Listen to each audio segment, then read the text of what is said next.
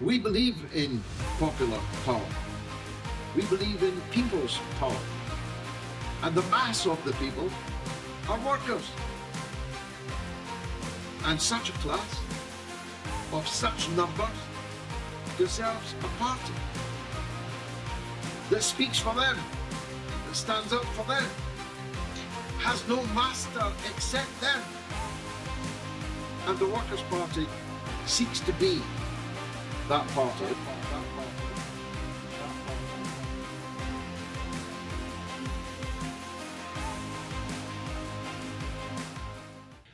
Welcome everybody, thank you very much, especially my favourites, they know who they are, for coming here diligently at 1 o'clock.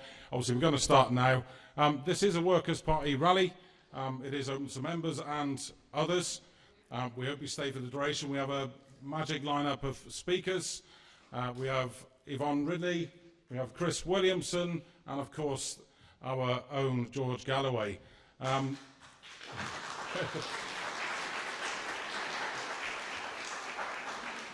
We'll also have Shanaz, who's our national organiser, because this is about a rally for the next local elections.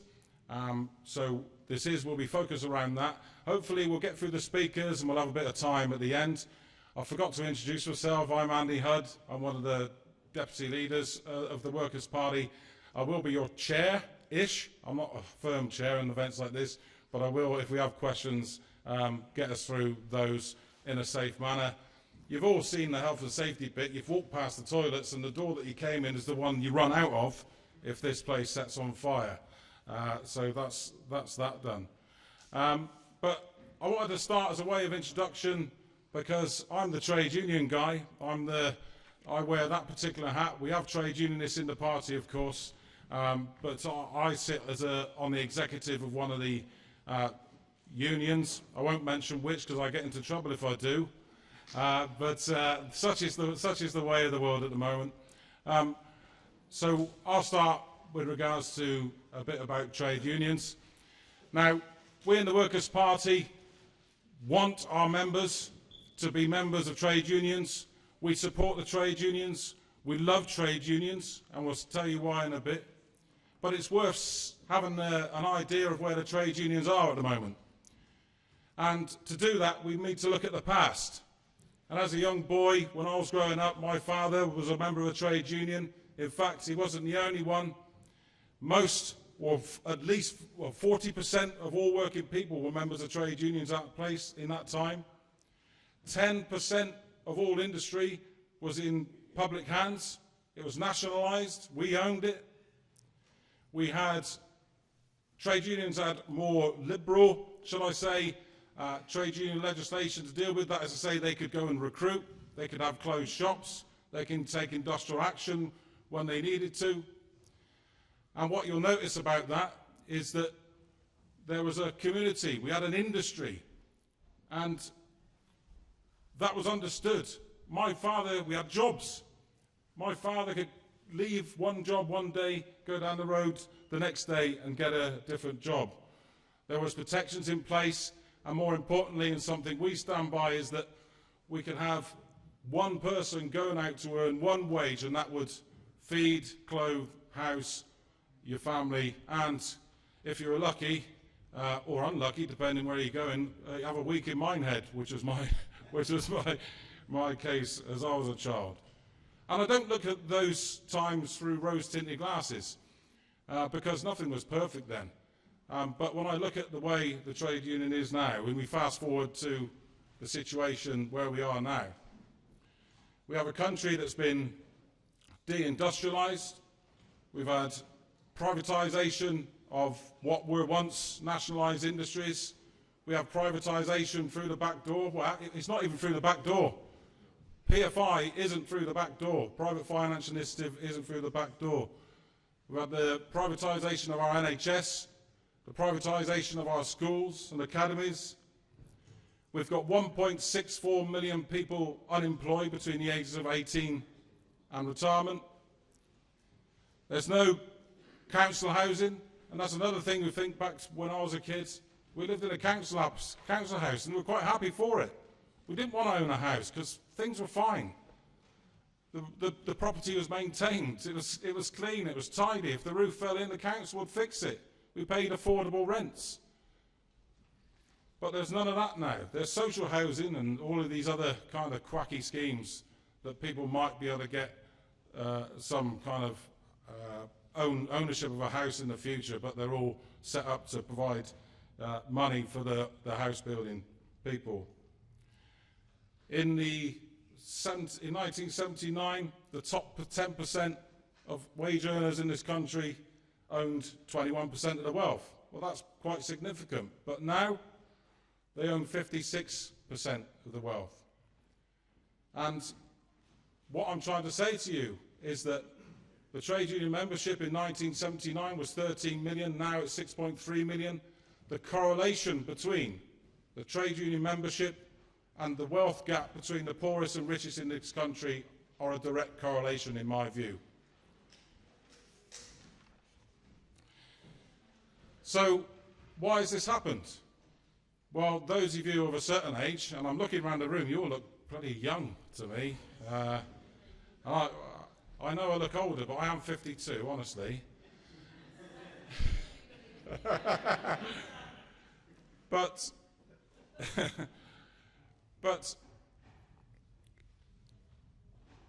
so, yeah, I've thrown myself now. How's that? So why has this happened? Yeah, so I was my age. Thatcher, Christ, there we were. So I remember Thatcher, seeing her on the telly, but I remember my dad talking about Margaret Thatcher, and it was normally when he was angry, or she made him angry, or one of the both, both of those things. But she was certainly the change in the fortunes of the trade union world. In fact, working people all across the board. Once she took on the miners, she took on the trade unions as a whole, and that done, I think, several things to the trade union movement. When she introduced anti-trade union laws, it stopped trade unions organising workplaces. We couldn't have those closed shops anymore. We had to have ballots for strikes that had to meet certain thresholds and numbers. Money given to what was then a fairly decent Labour Party had to be accounted for through political funds and other mechanisms that hampered and frustrated trade unions. But there was something else Margaret Thatcher had done. She took away the heart of communities. She destroyed communities during the miners' strike. But with the industrialisation that happened through her tenure as well, working class communities and steelworks, coal mines and factories all around the country were slowly being deindustrialised. And if you come forward to today, I struggle to think on what we make and produce here. What do working people do? We've kind of gone towards a service economy. So that has a direct effect on the membership of trade unions as well, because back in the day, like I said, when you have most of or a lot of the industry nationalised, and when you have a huge amount of trade union members, 13 million, like I said at the time, that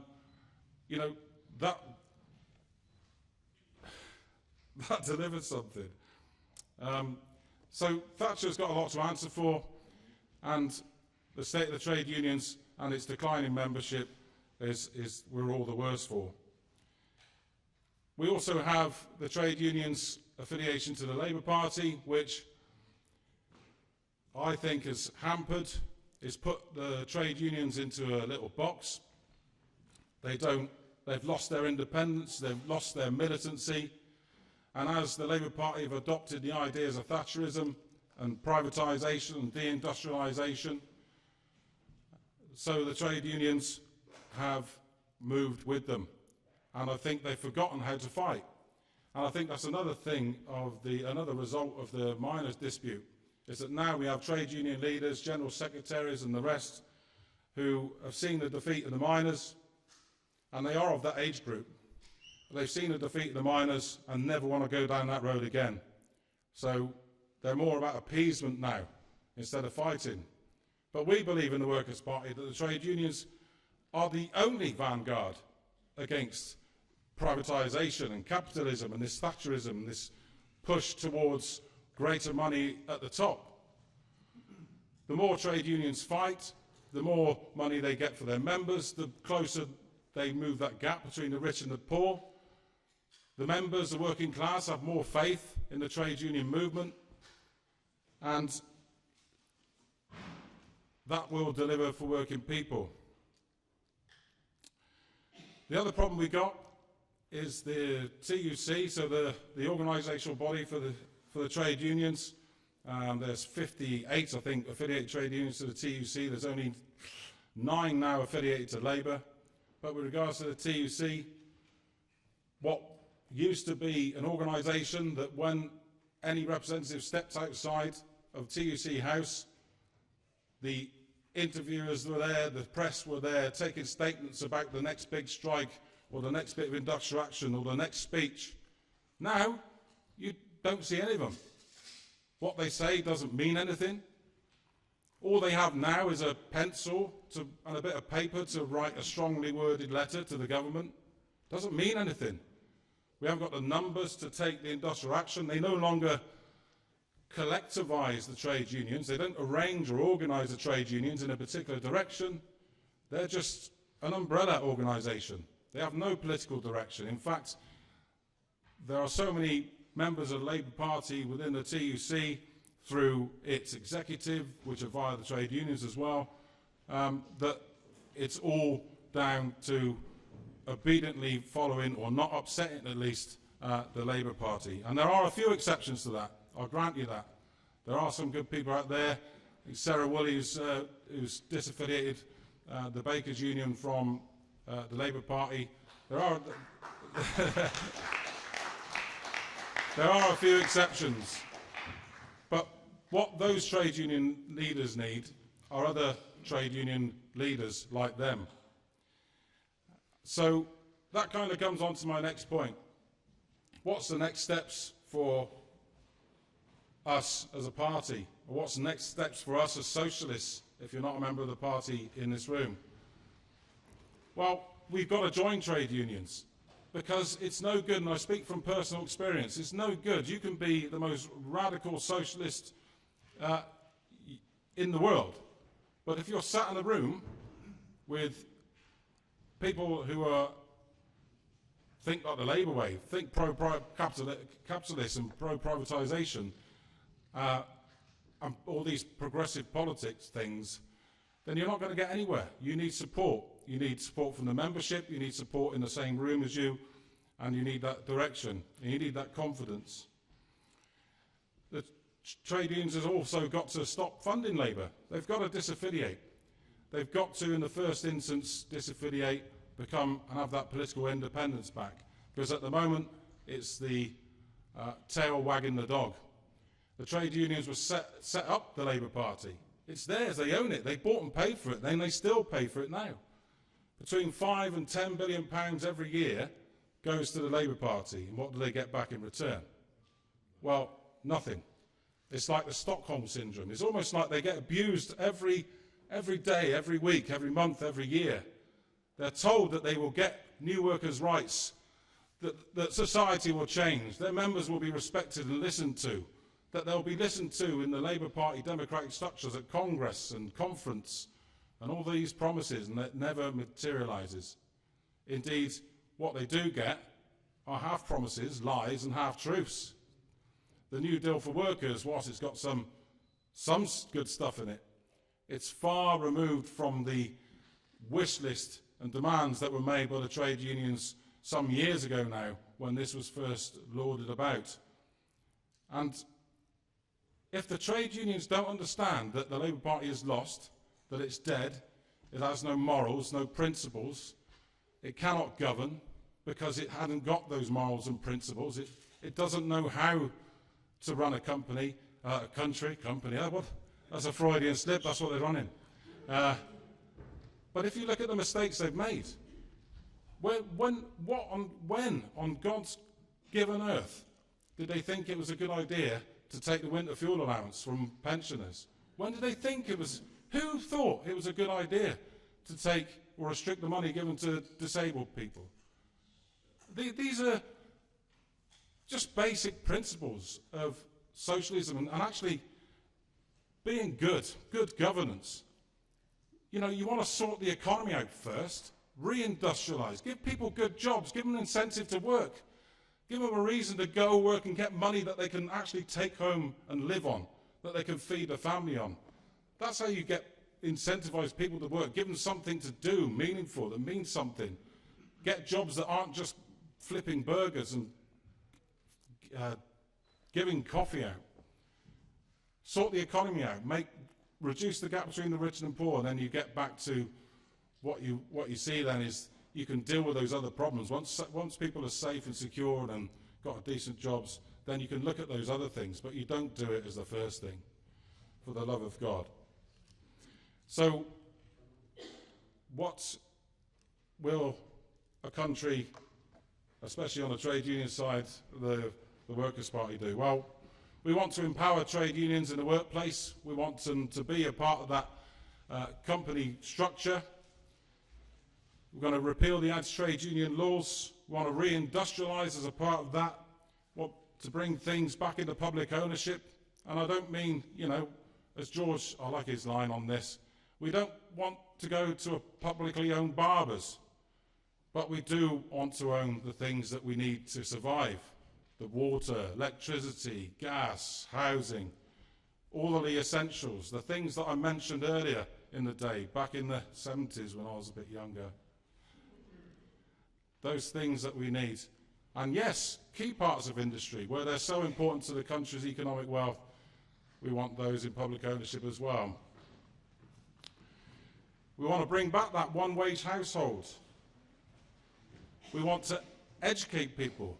Now, there was a big drive, you know, remember Tony Blair, the other war criminal? Education, education, education.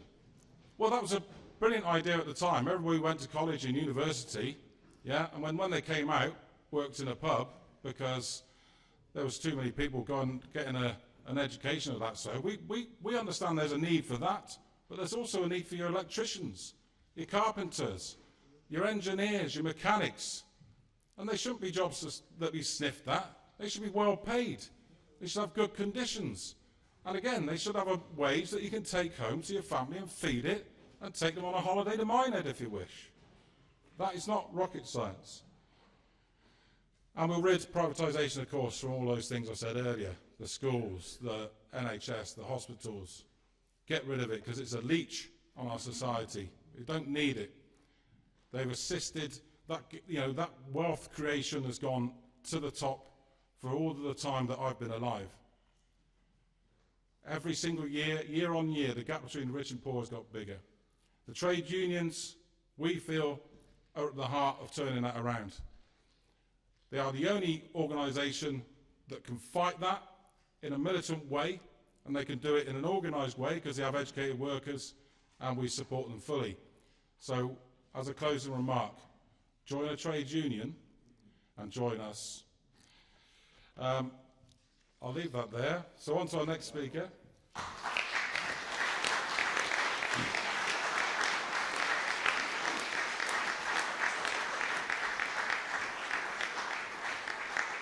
So the lovely Shanaz, who's our national organiser, is going to give us an update.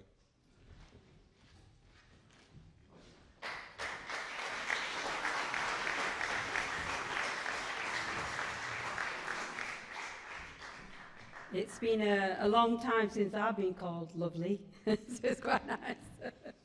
I think Andy's on his best behaviour just as I am today.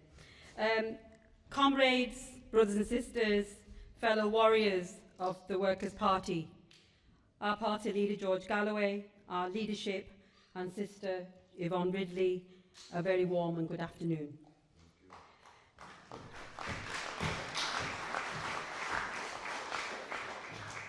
"20 minutes, they told Churchill. He had 20 minutes to save civilization in 1940. And we have 20 minutes to ignite the revolution in our towns. So we lean in, we listen hard, and we feel the power that we are about to unleash." And I say that to our media out there. And you. So let's start with the scale of the battle, while we have to be an army, not a mob. They call us dreamers, idealists, sentimentalists, and we dream of homes without damp, of streets without fear, of jobs with dignity. But comrades, dreams without discipline are dust. Passion without precision is powerless against the cold, calculating machine of the establishment. They have focus groups, they have billionaire backers. But what do we have? We have the truth, we have justice, and we have people. But hear me, truth needs a trumpet. Justice needs a strategy, and the people need a well-oiled machine. The administration engine is our secret weapon. And you hear, you're part of that. Inside this party right now, we build not just manifestos, but a war room. Think of D-Day, think Normandy. We had an event not long ago, a victory day, in memory of those people that died for what we continue to believe in. Not a single landing craft can be launched without meticulous planning. And from this moment forward, branches are our barracks, every ward, every town, every fortress, every drill, weekly drills, not just rifle practice. Our data practice, who's the unemployed, who's the sick, which landlords are evicting, which bus routes are gone, we will map it and we will own it. The digital arsenal, every video of a cumbering school, every audio of a pensioner choosing heat or eat, every lie from a red Tory candidate, blasted across our social media, targeting and being relentless. We turn their algorithms against them. We are the logistic corps, our leaflets, not dumped in a hall. They will be delivered to every doorstep by trained cadets. Meetings, not just tea and sympathy, strategy sessions. How do we win Ward 7? How do we expose Councillor Slick? Discipline, logistics and coordination. This is the steel beneath our socialist soul.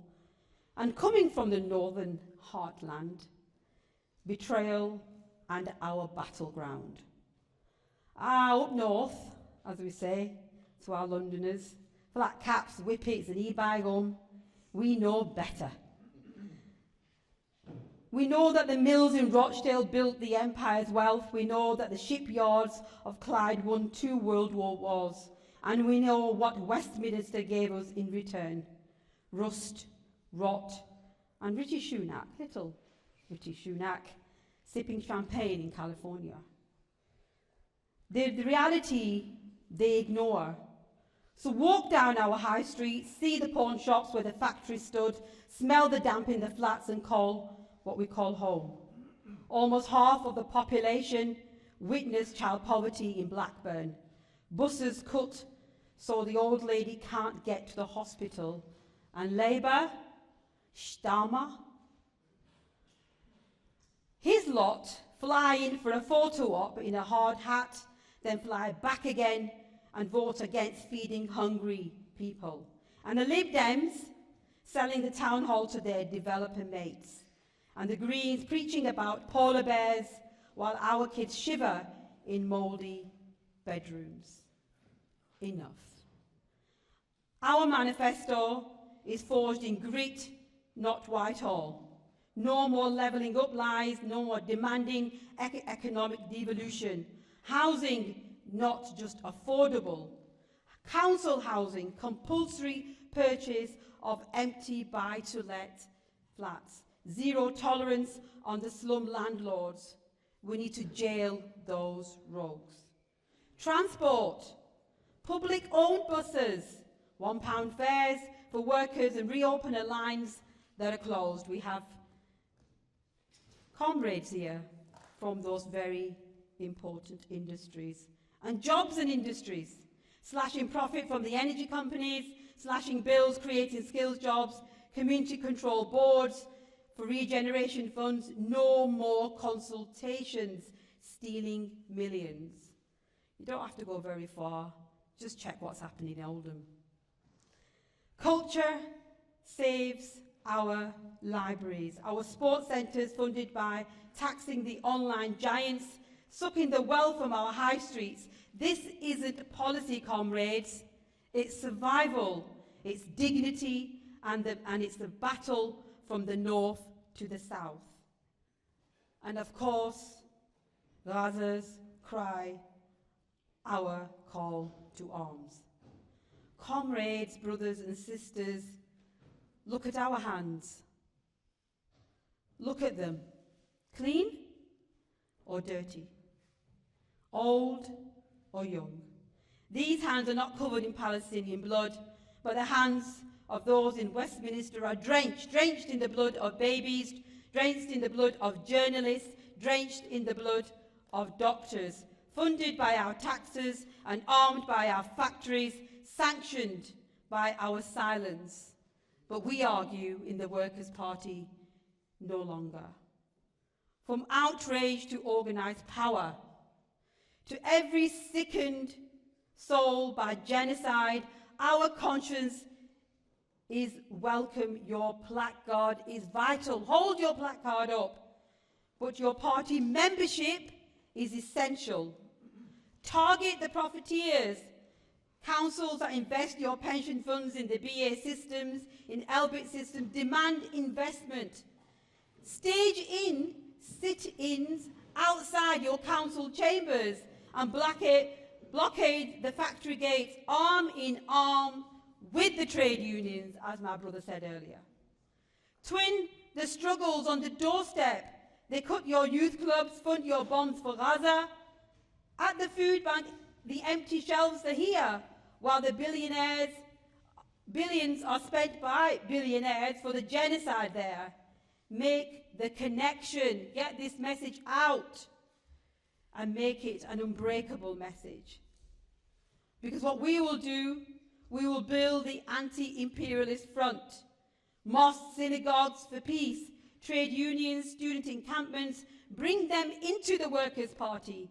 People ask me, what can we do? And I say, bring them in.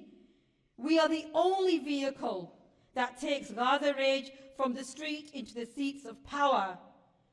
George didn't win Rochdale despite Palestine. He won because of it. Because he broke the uncompromising truth. They fear him. And oh, they fear George Galloway. And they smear him, vilify him, try to silence him. Why? Because he is unbought, unbossed, unbroken.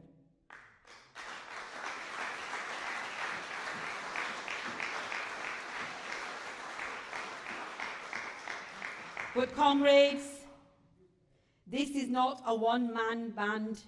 George is our battering ram. He smashes down the gates of their lies. He exposes their corruption on national TV. He stands unwavering with Gaza. But you are the army that storms through the breach.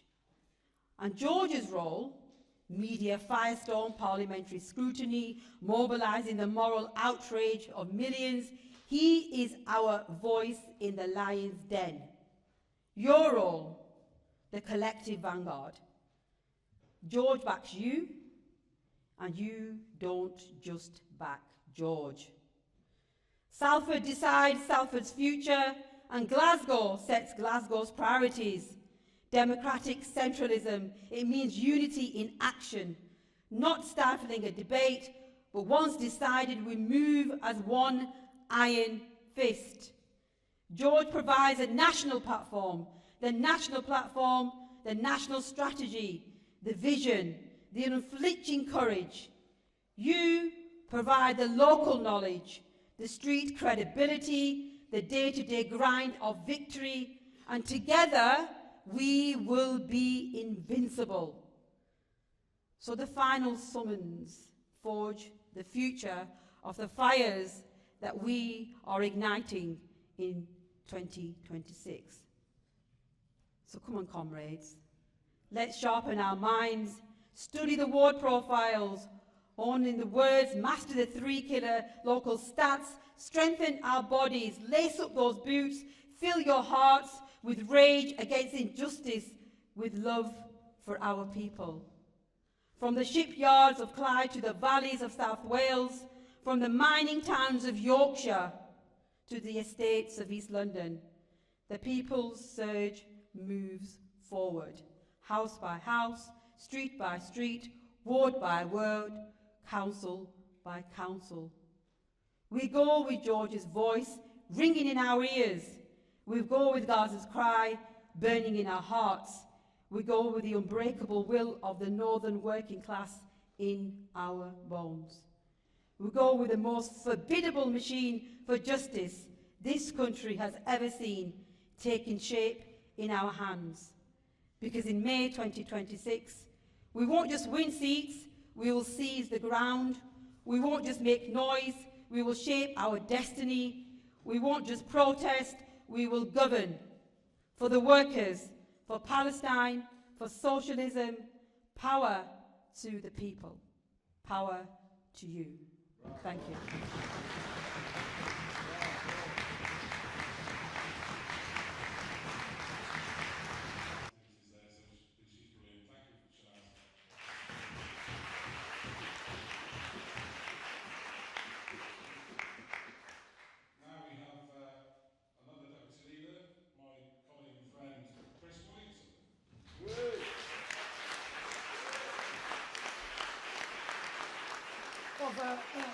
Thanks very much indeed. Now, I'm sure people will have seen all the speculation about the possibility of a new party being formed. But a new party already exists. It's the Workers' Party of Britain, and we've been around for 5 years now. And we are the only party which is steadfastly opposed to the neoliberal disaster that has befallen the country for the last 50 years. This is directly responsible for the grotesque levels of poverty that we see in our country today. One of the wealthiest countries on earth, the 6th biggest economy in the world, has 14.5 to 15 million people living in poverty. What an absolute outrage and a scandal that is. And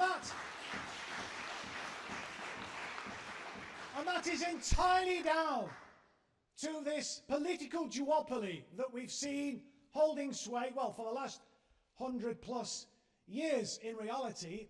But that political duopoly, Labour and Tory, or Tory and Tory as it is really today, have both fully embraced the neoliberal agenda.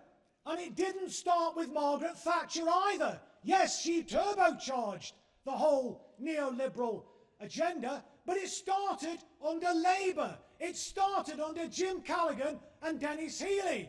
Denis Healey, for the younger members of the audience who don't know, was the Chancellor of the Exchequer, and Jim Callaghan was the Prime Minister who replaced Harold Wilson. And that Labour government got elected on a commitment to bring about an irreversible shift in the balance of wealth and power for working people and their families. And they were embarked upon an alternative economic strategy until such time as that was jettisoned by that Labour administration. They were the midwife to Thatcherism. They paved the way to the so-called winter of discontent, because Healey went to the International Monetary Fund on a false premise to borrow $3.9 billion. We didn't need to borrow it. We never drew it down. The country issues a bloody currency. So it was an absurdity to actually go down that route. But in exchange for that loan that was never used, and Healey subsequently admitted that he made a mistake, he was badly advised, but in exchange for that, Labour had to introduce austerity measures, and that led directly to the election of Margaret Thatcher. And we've had neoliberalism ever since. I think the Michael Foot leadership of the Labour Party in the early 1980s did resist it, But then when Kinnock was elected, he fully embraced it. And then Tony Blair put even greater turbochargers on the turbochargers that Margaret Thatcher had put in place when she was elected in 1979. But I would draw your attention to the Workers' Party of Britain's 10-point plan. When people talk about a new party, why do we need a new party?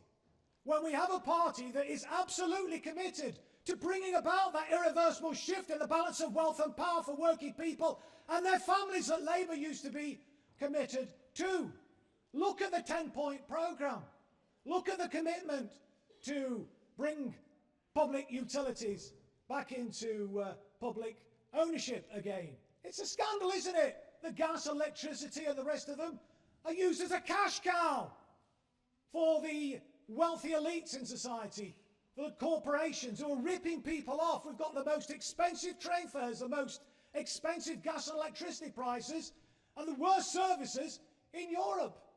It's absolutely outrageous. And it's only the Workers' Party. It's only the Workers' Party that is absolutely committed to bringing about that irreversible shift in the balance of wealth and power, and rejecting in its entirety the whole neoliberal agenda. And the first clause, the very first clause of the Workers' Party's 10-point programme is to oppose the imperialist wars, which we've seen over the last 50 years or longer, haven't we? And to exit from the North Atlantic Treaty Organisation, to leave NATO. Some people say the Green Party are the saviours, but the Green Party signed up to supporting NATO. The Green Party embraces neoliberalism, as all the other political parties too, and I'm fearful that if some other party does emerge, led or not by Jeremy Corbyn, it will similarly embrace aspects of that whole neoliberal agenda and be focused on the whole identity politics agenda. Now, we reject identity politics. That's not to say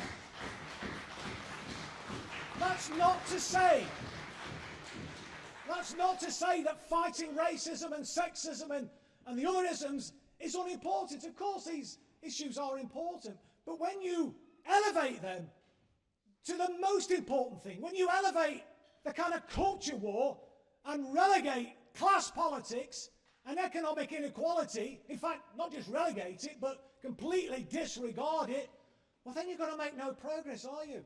And this is where the left has gone wrong for so many years now. They've elevated the culture wars over the issue of class politics and economic inequality. That's why. That is why we have 14.5 to 15 million people living in poverty in one of the wealthiest countries on earth.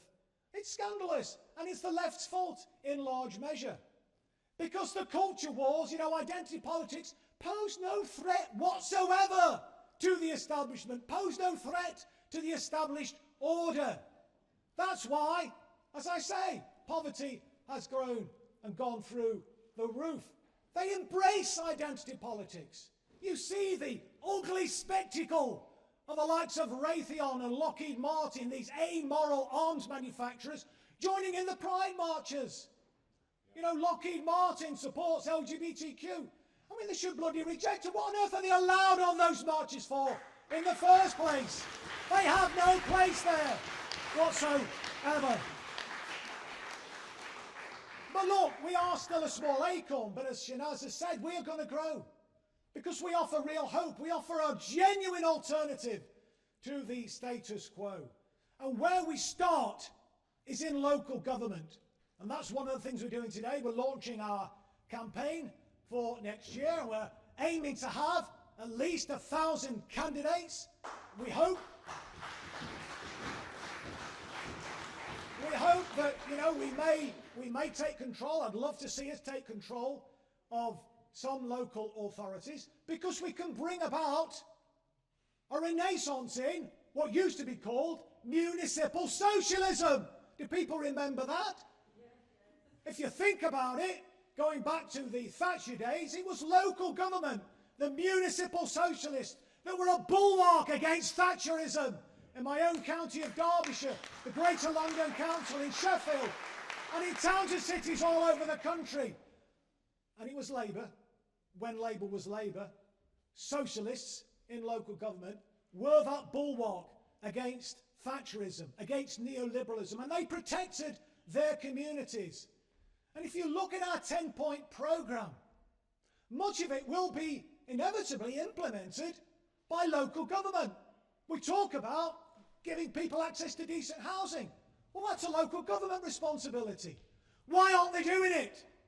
It were the Tories, you know, the Tories, who lifted the cap on something called the housing revenue account. So now there is no limit on how much local authorities can borrow for investment in new housing. So why aren't they doing it? Why haven't we seen the renaissance in council housing? Why are we still seeing people sleeping on the bloody street in one of the wealthiest countries on earth? When we have the power, local authorities have the power right now to do something about it. So they should be building those houses, but they're not.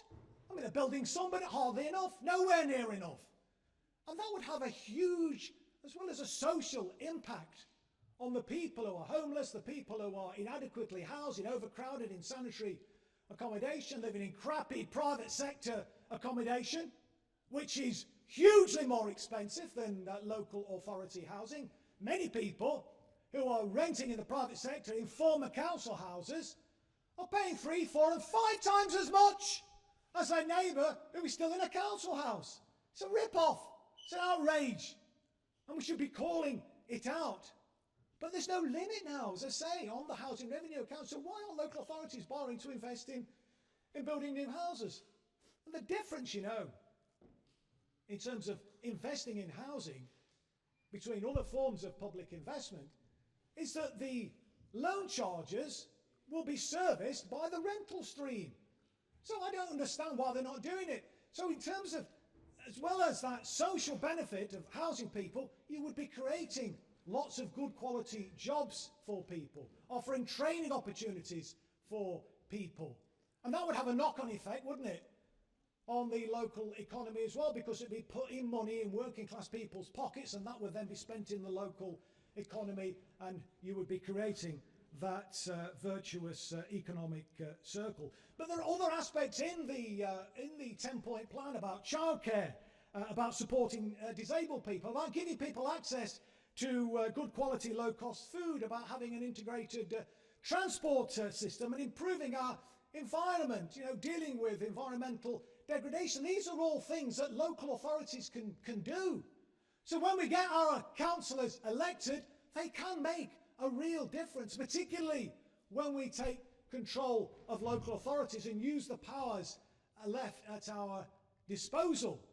And as well as housing, you know, there are other things that local authorities can do right now, but they're not doing it. They have the ability now, thanks to that great socialist, Eric Pickles. If you remember, but in 2012, he piloted through a piece of legislation called the Local Government Finance Act. That gave local authorities the opportunity to implement differential discounts in the council tax. And one of the things I was arguing for when I was still a Labour MP, it was one of the reasons I stepped down from the front bench, is that Labour in local government, rather than simply implementing Tory cuts, saying, you know, vote for us and we'll implement the Tory cuts more equitably than the Tories. Well, I mean, that's no agenda for local government. We could have been saying, not only will we not implement the Tory cuts, but we will build in some growth. And the way you would do that is by asking the wealthy people in every borough to pay a lot more, and actually freezing the council tax for everybody else. That is at a local level, isn't it? Bringing about an irreversible shift in the balance of wealth and power for working people and their families. So there's things that you can do in local government. Yes, of course, when we get into national government, there is much more that we can do. Much more that we can do to empower local government to go further. But we're not completely unable to do anything in local government. With political will, we can make a difference. We can implement municipal socialism. And so that is something I think that we really need to hold dear to us and make that case when we go into the community in the, 10, 11 months before the next local election, to say that we will make a real difference for people. And even if we don't win control of the local authority, there are still things that you can do as an elected councillor. I was a councillor for 20 years, and you can make a real difference for individuals through casework, through being a community champion, being somebody who will genuinely speak up for the people against the bureaucracy. You know, be the voice of the people to speak truth to power. Too many local councillors, in my experience, virtually all of them, end up becoming spokespeople for the bureaucracy, spokespeople for the local authority. That's not your role as a councillor. Your role is there to be a voice for the people to the council, to shift the way the council operates in support of the people. So you can make a difference for individuals. You can be that community champion. And you can be an ambassador for the Workers' Party of Britain to demonstrate to people that we are different. We're not like the others. We genuinely are on your side. And so being that ambassador, you will help us to build the party, to grow the party, to gain credibility for the party, because there are still a lot of people out there who don't even know that we exist yet. That's because of the blackout, of course, in the mainstream media and the way in which they manipulate the algorithms on social media, but more and more people are hearing about us, and you can be that voice, whether you get elected or not. You know, be that ambassador for the Workers' Party of Britain. Be that community champion. Be that person who will make a difference for individuals. And it's incredibly rewarding, you know, to make a difference for ordinary people. I remember when I was a councillor and Labour was in charge of the council.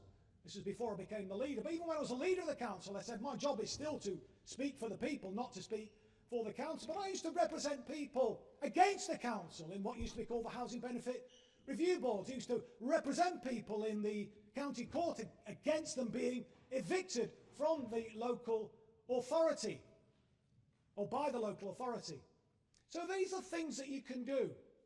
And so, don't dismiss the importance of local government. Don't relegate and think it's somehow a second tier, not as important as being a national politician. In some ways, it's even more important because you are closer to the people. Now, we're living in grim times, aren't we? I mean, look, I've been around. I'm 68 now, even older than Andy there. He was 52, he tells us. I know, you wouldn't believe it, would you, my youthful appearance? But it's being a vegan, teetotal vegan. Teetotal vegan non-smoker, but boring, as other people say. But I've never known it as bad. I've never known it as bad as it is today for people. Poverty, as I've already mentioned, is rising. The sense of hopelessness is increasing. And I see our job in the Workers' Party of Britain, and your job, and we have some candidates, I believe, who are going to be standing for us as part of that 1,000 or more in next year's local elections, is to keep hope alive. Because, comrades, hope is a good thing. Maybe the best of things, and no good thing ever dies.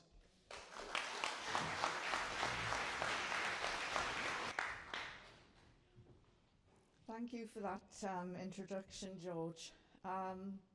Brothers, sisters, comrades, it really gives me great pleasure and pride to be here today as your candidate for Glasgow Pollock, which is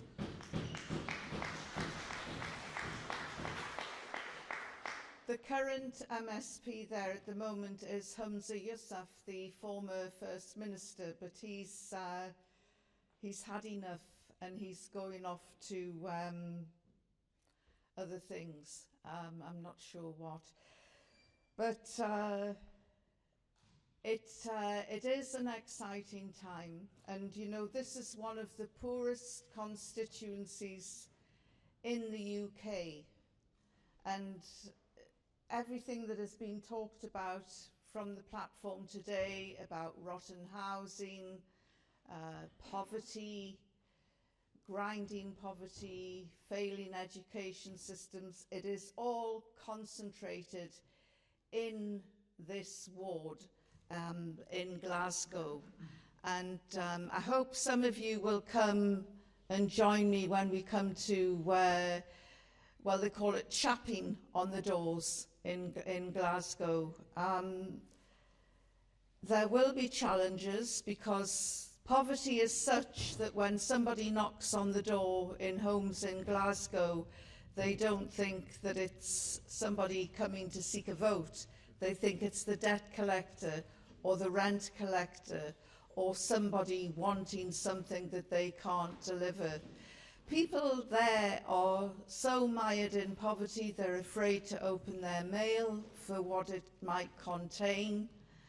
And basic services like electricity, water, all of that is in the hands of, well, it's not in the hands of the Scottish people, it's in the hands of those in Westminster. And as we found out, a lot of foreign companies own vital services. When I stood in Newcastle, we discovered that Northumbrian Water is owned by a hedge fund in Hong Kong.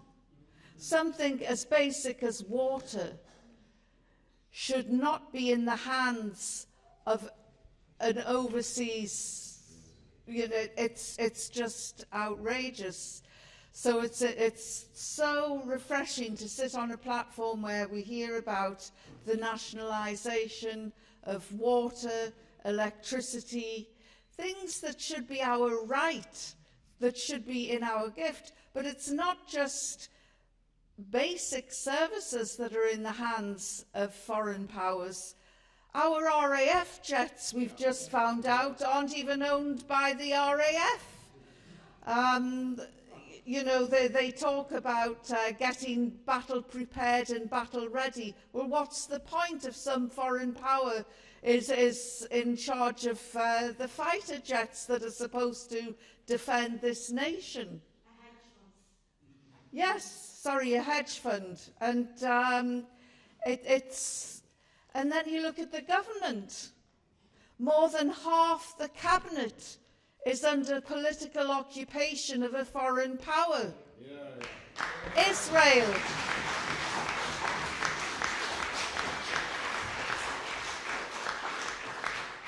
I live in Scotland now, and I don't want to be controlled by some rogue government in Westminster that's taking its orders from Tel Aviv.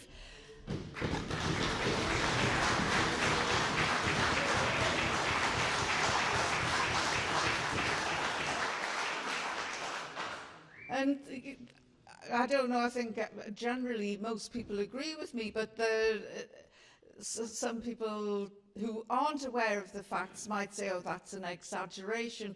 Well, look at something as wonderful as our festival in Glastonbury. The government is interfering. We don't want kneecap. These are 3 working class lads who want to preserve the Irish culture, want to preserve the Irish language and heritage. And they're being treated like the enemy within. Yeah. It is outrageous. They're on stage at 4 o'clock today. Whether they will appear on the BBC is anyone's guess. But even the BBC is being controlled by Israel. We're finding out that key places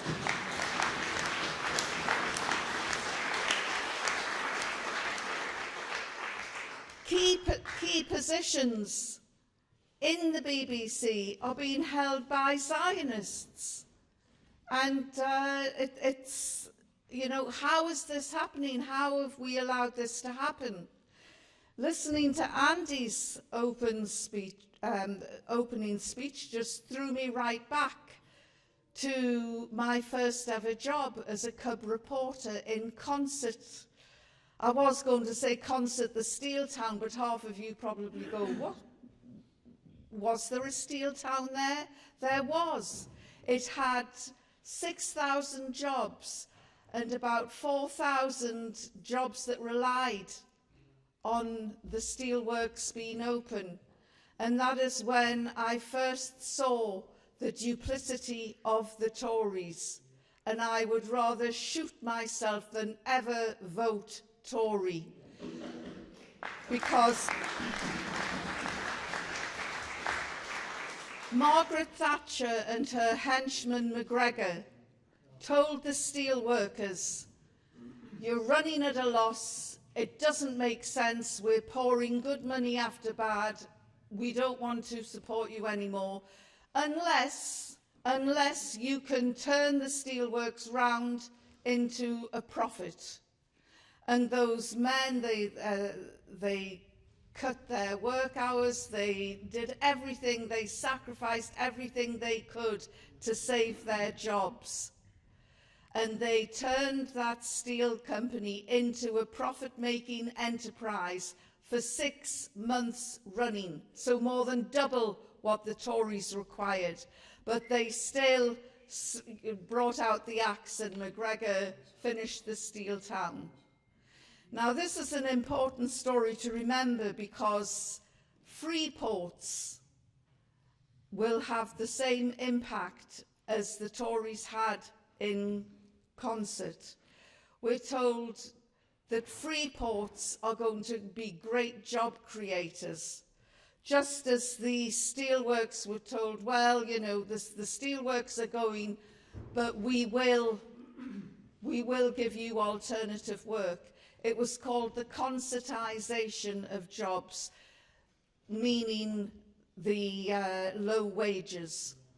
There were jobs coming in, and they were coming in from enterprise zones, European enterprise zones, and there were enterprise agencies, lots of little quangos sat on by fat, grubby Tories making money out of it. And factories were being built at these enterprise zones, and there seemed to be an air of hope that things would turn round. One of the factories was Phileas Fogg. I don't know how many of you remember them. They were making crisps and upmarket cocktail snacks. Well, it's closed now. It's gone. It is no more. All those jobs that were promised, I think it was about 20,000 jobs were promised with the opening of this industrial estate where Phileas Fogg once was. That industrial estate has tumbleweed going down now.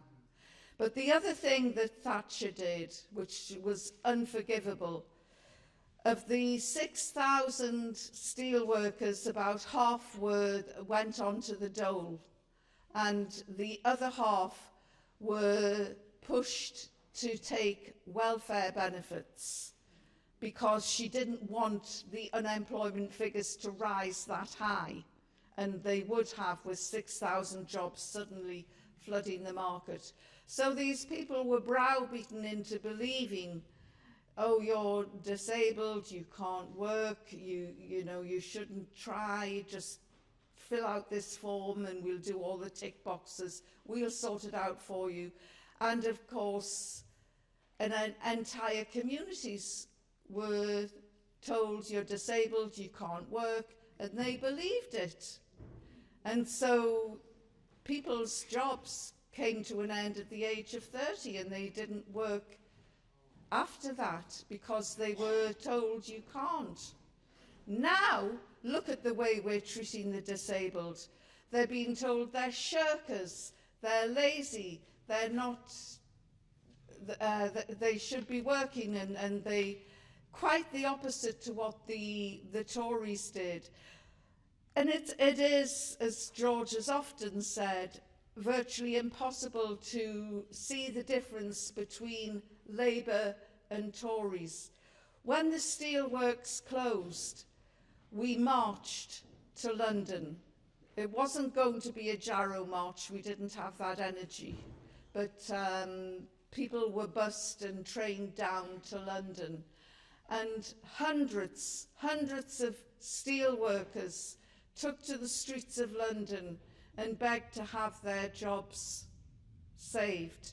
And the two local MPs, I don't know if you remember them, Giles Radici and David Watkins, they went there And it was so embarrassing when we got to Westminster. It was, right, well done everybody, you can go to the pubs now, we'll try and sort out the debate. And there was just this great march, and then they were stood down and told to go away because it was embarrassing having that many Geordies hanging around the grand portals of Westminster. And this is the way that Labour treats the working classes. We're great for a few shouts and a few marches, but when they want us to go, it's get out of our sight now. They don't care about the working classes. And, you know, you don't have to be poor to be in the working classes. For me, it's in my veins. You know, I was born in a region where steel making, coal mining, shipbuilding were the industries of the time. And that has all gone. And now what have we got? The concertisation of jobs, the promise of free ports bringing in wonderful new jobs. It isn't going to happen. We heard of Chris talking about the word hope. And we do need to give people hope, but we can't give them false promises. And as Shanaz so eloquently put it, you know, if you really want something, you've got to rise up and take it, because we are entitled to it.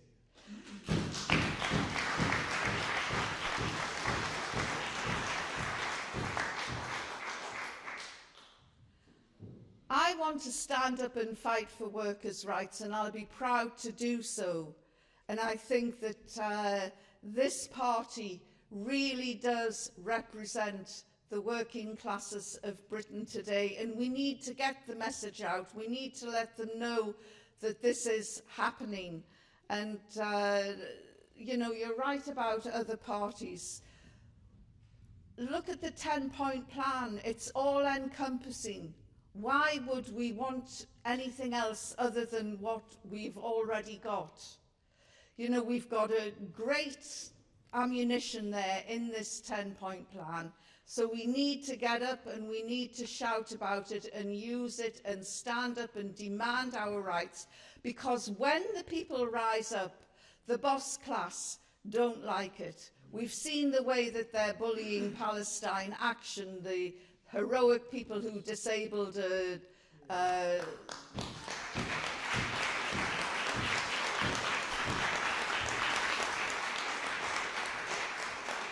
well, I was going to say they disabled a British fighter jet. They didn't. They destroyed something which was owned by some fat cats and rich corporate hedge fund managers. Last year, we saw people stand up and revolt, and that was on the streets of Britain, and that was a terrible situation, because the race card had been played very badly by some members of the far right. We need to make sure that that never happens again.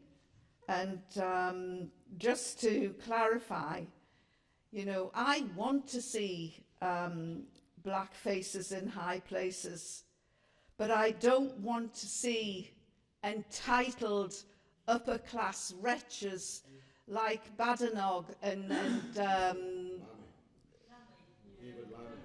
David oh God, yeah.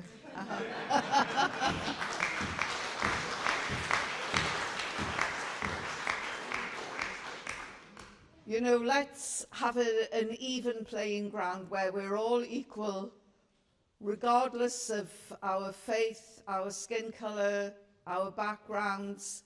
You know, the way that the kids coming over on the boats today are being demonised is horrendous.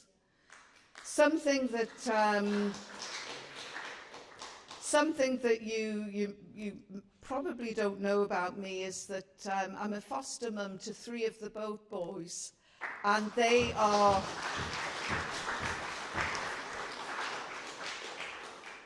are an absolute joy. They have no idea of the hatred, the well of hatred that has been written about them. And it's, you know, they came over because their countries are at war. And these are countries that are still reeling from the chains of colonialism and imperialism and all those cancerous movements that have blighted Africa. It's great to see that African leaders are now starting to stand up and fight back, and they've had enough as well. And the only way that they can get people to take notice is by rising up and telling the American occupiers and the British and the French, get out of our countries.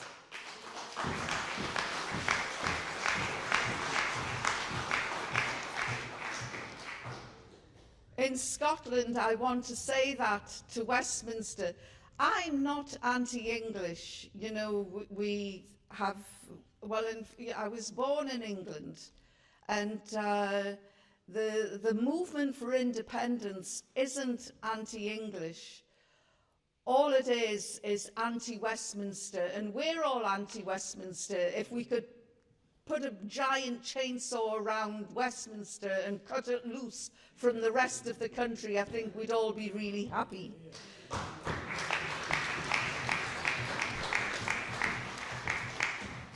We need to get rid of Westminster. This government is, and I can't believe that I'm saying this after enduring Thatcherism, after enduring Blairism, but this government is the worst government in my lifetime.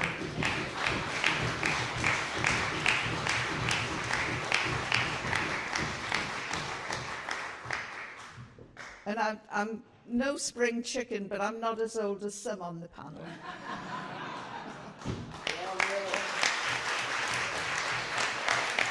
Thank you. Thank you, Andy. Fellow speakers, Workers' Party members and friends, and I hope we have no friends left at the end of this speech, which sometimes happens. But I really mean, I hope that anyone who's here who's not yet a member of the Workers' Party will join. It's been a smorgasbord of wonderful speeches from the backgrounds, various backgrounds that the speakers come from, and I think it has been live streamed on Twitter, so you can watch yourselves on catch up. And a big thanks to all those who organized this, and as always, a big thanks to the brave people of Venezuela, whose embassy owned this building and who always, without fail, make it available to us. We stand with them now and always. The launch of an election campaign, I think Chris said 11 months, 10, 11 months, hence might be thought to be premature. But it isn't, because we are still appealing for candidates, and we need it to be known that we are on the battlefield and we are waiting for others to join us. So if you're watching this and you'd like to be the kind of councillor that Chris Williamson so admirably described, a champion of the people, an innovator using the limited powers that our local government has, then join us. Tell us as quickly as possible that you want to stand where you want to stand, and we'll do everything in our power to help you. In Scotland, we appeal to people like Yvonne Ridley to be our candidates in the Scottish Parliament elections, because that too is an important battleground. We are on the march, We've been on it for quite some time. We are 6 years old. Last July, we got the biggest vote of any socialist party ever in the entire history of this country. 210,000 votes. And they haven't gone away, you know, and they cannot be disregarded. I do hear, I've been hearing it for 6 years, that there are new parties that are going to be founded. I too regret that such people did not join the party that already exists and got the biggest vote that any socialist party has ever got, more than double the nearest competitor. But if it's going to happen, my first question is, what kept you so long? Would have been a much better thing to do this 6 years ago, 5 years ago, 4 years ago, 3 years ago, 2 years ago, 1 year ago, and I'm not even sure that it will happen this year, if it happens at all. But if you are going to do this, I'm not sure why, after 40 years of friendship, you haven't mentioned it to me. I'm not sure why you haven't mentioned it to your most loyal lieutenant on the front bench when you were leader before you threw him under the bus, Jeremy.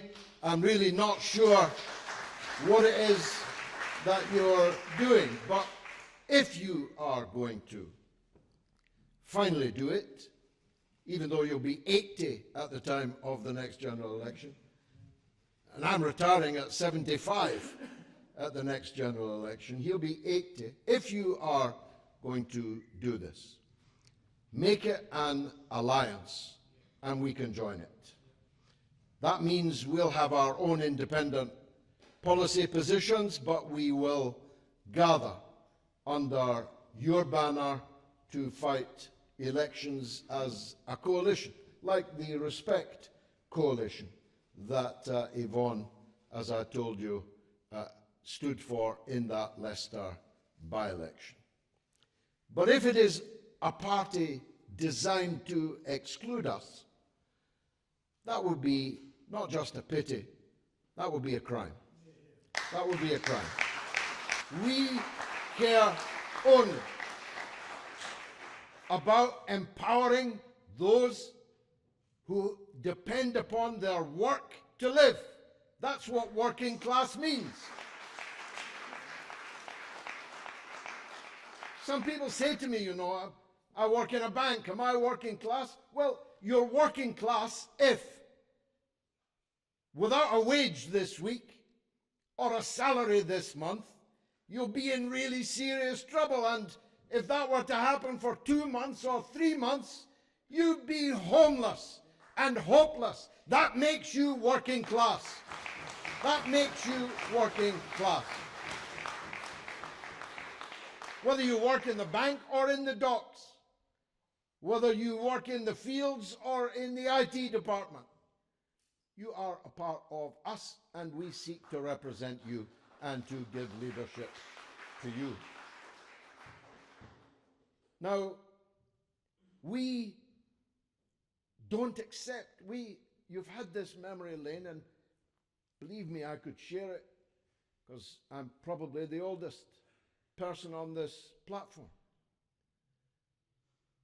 If you'd told me when I started out in politics that there would be no steel in Consett, that there would be no coal in Yorkshire, that there would be no shipbuilding on the Tyne, if you had told me that everything around us and outside, which has been made, manufactured by somebody, that virtually none of it would have been made or manufactured by us, I would never have believed you. I grew up in an era where stacks smoked, where hammers hammered, where sparks flew, where real things, real wealth rolled out the end of a factory or a workshop. And that's the Britain we believe in. And that's the Britain that we intend to bring back.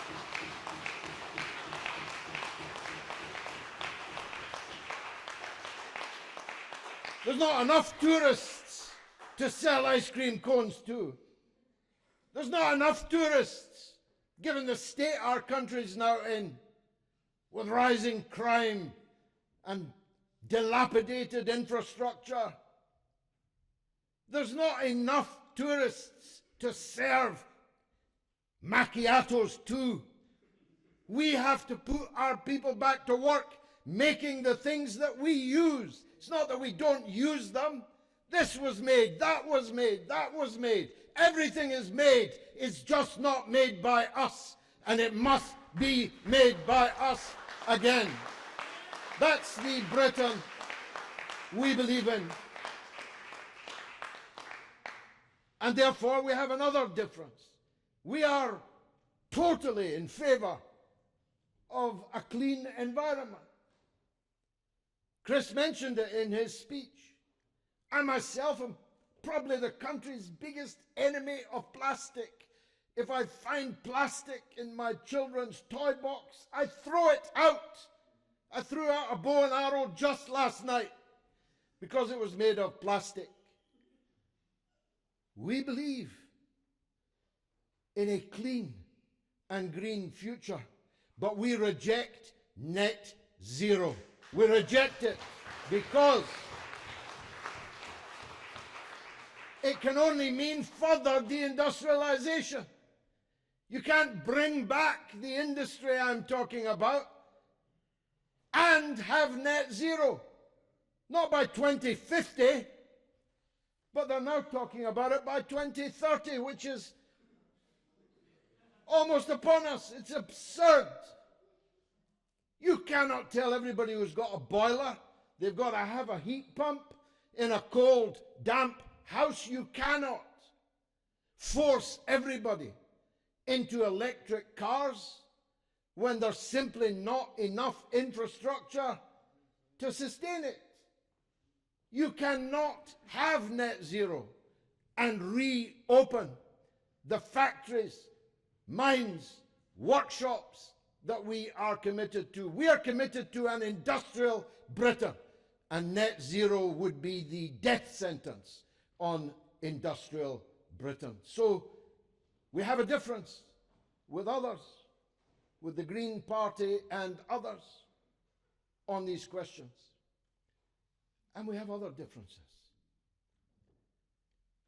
We support Palestine action, and we will be outside the court supporting them.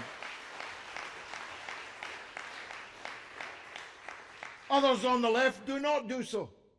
They ban them from their platforms. They ban Chris and me from their platforms. And you. All of us, we're the band. We support Palestine. I'm not myself big on direct action unless there's 1 million people involved, because then it's a revolution. But if somebody throws paint on a warplane owned by a hedge fund that's being used to kill children in Gaza, I say good on them. They've got my support 100%.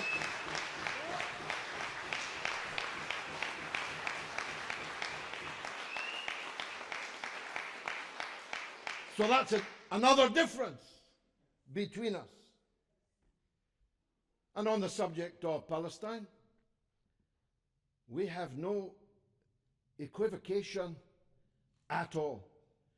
We support a single Palestinian state from the river to the sea. Palestine must be free. That's our policy.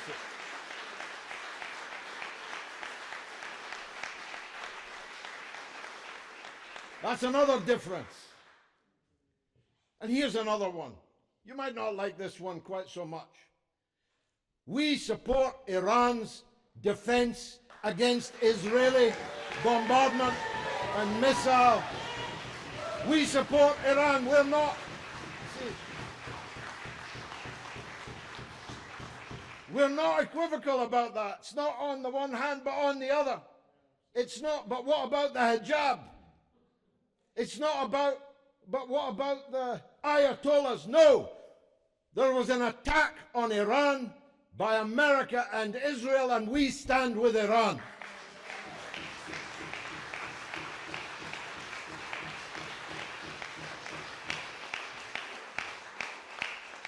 So that's another difference. I'm chalking them up here because they may come to be important. And here's another one. You might not like this one. In the proxy war between NATO and Russia, we stand with Russia. We stand with Russia.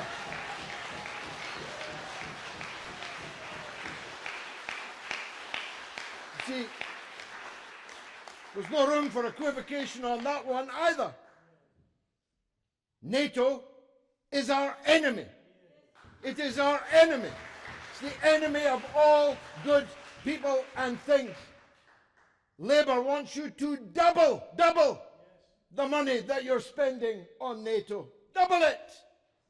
We can't even pay what we're paying now without cutting our old age pensioners' cold weather payments. We can't do what we're doing now without hammering our disabled people. Imagine a Labour government kicking away the crutches of disabled people in the name of Labour. What kind of Labour is that?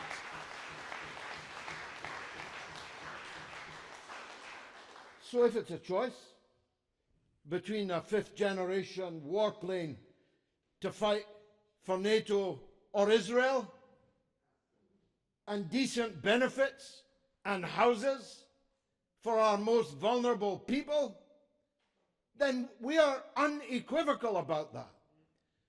If we were in power, we would leave NATO, never mind pay 5% of our gross national product to sustain them. So that's another difference. I better stop listing the differences for obvious reasons. Friendship amongst them. So we did really well in July. We came second in various seats, and we aim to come first in those seats and more next time. But an essential building block of winning parliamentary power is to get into the town halls. We have councillors in London, in Manchester, in Rochdale, in Halifax. Do we have anywhere else? If I've missed you, forgive me. But that needs to be doubled, trebled. We need to be on the battlefield and in the town hall, up and down this country. And the people who get elected as councillors in 2029, we hope they'll be standing for Parliament and form part of a significant Workers' Party group in what might be a very interesting Parliament next time. Don't be fooled by the massive parliamentary majority Keir Starmer's got. He looks like a man on the edge of a nervous breakdown to me, so the majority isn't allowing him to sleep well at night. There's a newspaper headline, best one I've seen, out this morning. Starmer looks like a terrified, bespectacled supply teacher, unable to control a group of 12-year-old girls in his classroom, and that is exactly what he is looking like. He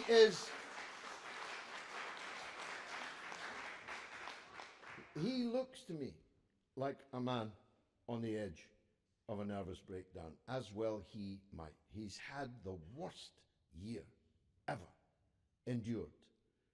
Even Thatcher. I must say, Yvonne, I know you're younger than me. At least I'm going to claim that.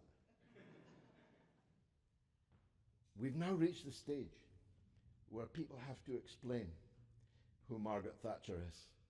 Soon we'll have to explain to people who Tony Blair was. We've lived through it all. I got into a taxi at the station, a friend of ours driving it, and he played me a message from one of his friends. In it, he revealed that he's been following my political work since the 1970s, which was a problem because I told the wife I was only 45. But it is true. I have to confess, it is true. My first demonstration, Andy was searching for the full list of what Thatcher took away. My first demonstration was when she was the Education Secretary and she took away our free school milk. Margaret Thatcher, milk snatcher, was what we chanted on the streets. I'm an honorary member of the National Union of Mine Workers. I fought every single day of the Great Strike in 1984-85. I was kicked by a police horse at the gates of Wapping. It's amusing, if you'll allow me, Andy. I was kicked by a police horse and ended up in the back of an ambulance with a print union official who'd been kicked by the same horse. And when Tony Blair expelled me from the Labour Party, I went into the tribunal, which was 3 people. And you know, you're always looking, have I got one? Because if I've got one, I might get a second one. And there on the panel was the same print union official that had been in the back of the ambulance with me at the mass picket at Wapping against Rupert Murdoch. I thought, I've got 1 vote. I was expelled by 3 votes to 0. So don't tell me the decline of the British trade union movement started yesterday. It started a long time ago. And we have to give it a rebirth. That's our purpose. We believe that every country needs a party of labour, a party of workers that will stand up for the workers who have interests entire and separate from their employers. That's what the Labour Party was supposed to be. That's what the Labour Party said that it was, and successfully fooled people, generation after generation. What we have now is un-Labour, non-Labour. And they make no pretense otherwise. That means there's a vacuum. That means that need for a party of Labour will have to be filled by something else. That something else is us. We are building a new working class politics in Britain. Join us.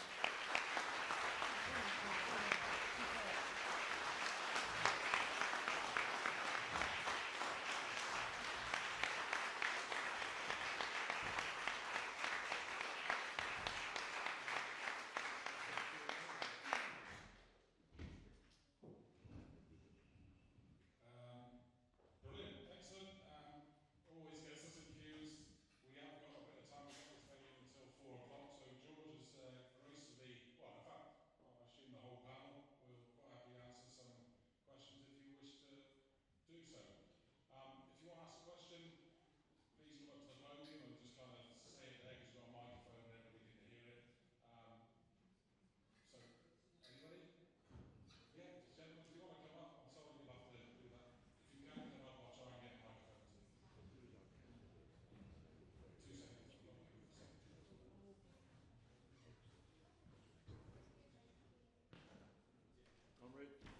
Comrades, thank you very much. I've been, I've attended quite a few meetings, as I'm sure all of you guys have. But it's always energizing when a bunch of people actually speak from the heart and speak truth. And I think that's the core of this party. So that's the first thing I wanted to say. I feel energized again from listening to you guys speak. So thank you. My question is around the local government piece because, as I'm sure people hear, I've been a local councillor in the past. and very much it's a kind of a stage managed affair. It's like a bit of a crooked borough.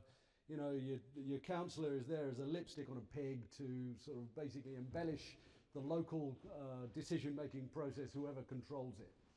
I was absolutely fascinated, Chris, by you talking about what the empowerments are that we could work within. Is there a plan to put together this list of empowerments, these lists of things that we could do? Because then we can work on that and actually encourage people, because in my conversations with people to try and get them to stand as councillors, it's always a, what can we do? And I was fascinated by what you had to say. Bravo.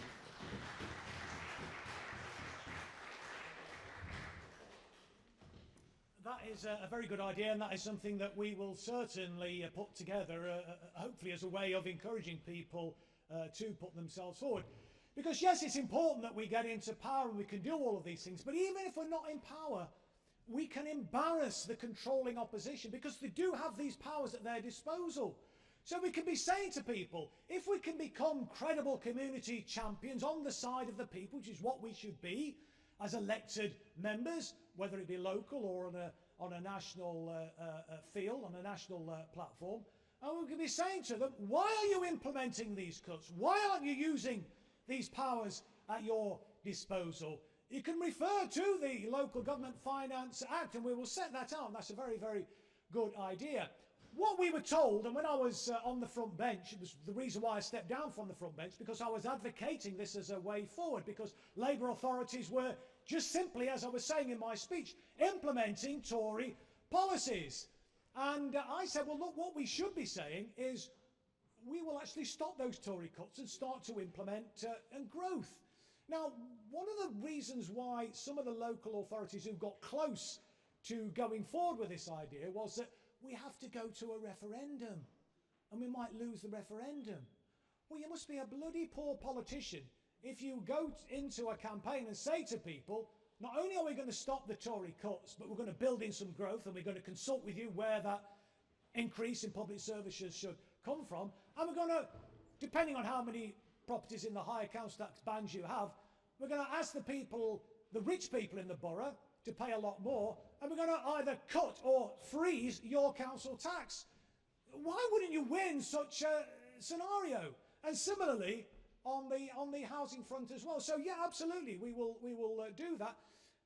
And also, I think, stress how you can be that community champion, how you can actually, make a difference for your constituents. Because when you are an elected member, you are able to open certain doors that members of the public are unable to do. And if you become that empowering councillor, not only will your status be enhanced, but you will enhance the way in which people look on the Workers' Party. And again, as I was saying in my opening remarks, build the party and get us into a situation where more people are rallying to our cause, more people are joining the party, more people are willing to put themselves forward for local council, and more people ultimately are willing to put themselves forward for national politics as well, on the national elections, and start to get some of our people elected into those important positions of power.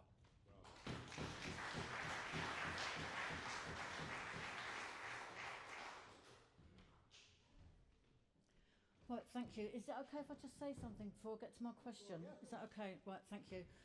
My name's Sheila Day. I come from Brighton and Hove, but obviously met Chris a few times before.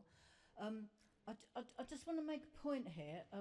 This was in the late 80s when I was a councillor, and I was a supporter of Militant. And the local newspaper and everybody, they trashed me from the rooftops. And I was elected with the biggest swing to Labour in the town, and the second highest Labour vote ever. And then during those 4 years, it was because of the anti-poll tax, opposing rent rises, voting against the cuts budget, that there were six councillors. 4 of them were suspended, but the 2 members of Militant, like myself and another, we were expelled. And I feel like, and I'm making references now to older people, in that for those of you who remember Monty Python, Militant, and I think the Workers' Party fits that now, we're like the Judean People's Front, and the People's Front of Judea hate us more than they hate the Romans. because that's just sort of seems to be how it is, you know, the left all fractured. But I do want to say one thing, on the point of identity politics, this summed it all up for me. On the week that the Supreme Court declared that a woman was an adult human female, there was a demonstration against this for trans rights organised by various people, including the Trans Liberation Front in Hove, at the Brighton Clock Tower, and there were nearly 1,000 people there. 2 weeks later, the Trades Council in Brighton, we had to cancel our annual march because there were so few of us, it would have looked embarrassing for us to be walking through the town. You know, so if anybody thinks that ID politics hasn't taken over class politics, you know, you just really have to look at that. So on the question of standing in Hove, that there's a huge move towards the Green Party at the moment, because people are saying, well, at least they're not as bad as Labour. But, you know, we're all fed up with choosing between the less evil. We don't want any evil at all. We just want good working class socialists fighting for working class people. At the moment, I'll shut up in a minute. At the moment, I work for Brighton Hove City Council as a benefits advisor, and I'm similar with Chris, you know, have to take up, sometimes I know I'm biting the hand that feeds me, and I take things to an appeal tribunal as far as they need to go. 100% success rate so far, which I'm pleased with that. But what we had, and I think people need to know this, Peter Kyle, the MP for Hove and Portslade, him and his sidekick, Chris Henry, Chris Henry was involved in an email exchange with a Muslim woman in Hove, and she spoke about the Zionists. Chris Henry wrote back and said, you can't talk about Jews like this. And there was a few emails backwards and forwards, and she said, I've never mentioned Jews once. You have. I'm talking about Zionists and Zionism. But what they did, this is really scary, and be warned for elsewhere, her home was raided at 4 o'clock in the morning the week before last. She was dragged out of bed, a woman in her 60s, and there was a complaint by Peter Kyle and Chris Henry for malicious communication, and she's been charged with that. And that is the sort of country we live in now. And I would take issue with George on one thing when he says that Starmer is the worst Labour Prime Minister ever. I would say it's the worst Prime Minister, Tory or Labour ever. Even the Tories didn't do to us what Starmer are doing to us. You know, so I do have a question, I'll get to it now. When we're encouraging candidates to stand next year, I am a member of the Workers' Party, by the way. I'd think about it myself, providing I retire from the council by then, because obviously I'm not allowed to. But I just think we need to know, you know, what sort of support we're going to get from elsewhere, because we're not strong in Brighton and Hove. I'm the only person I know at the moment. There's people in Worthing, you know, so we just sort of need to get some organisation, get some support for ourselves together, and sort of that's really just my question, you know, just people don't want to be out there on their own. Anyway, thank you both. Lovely.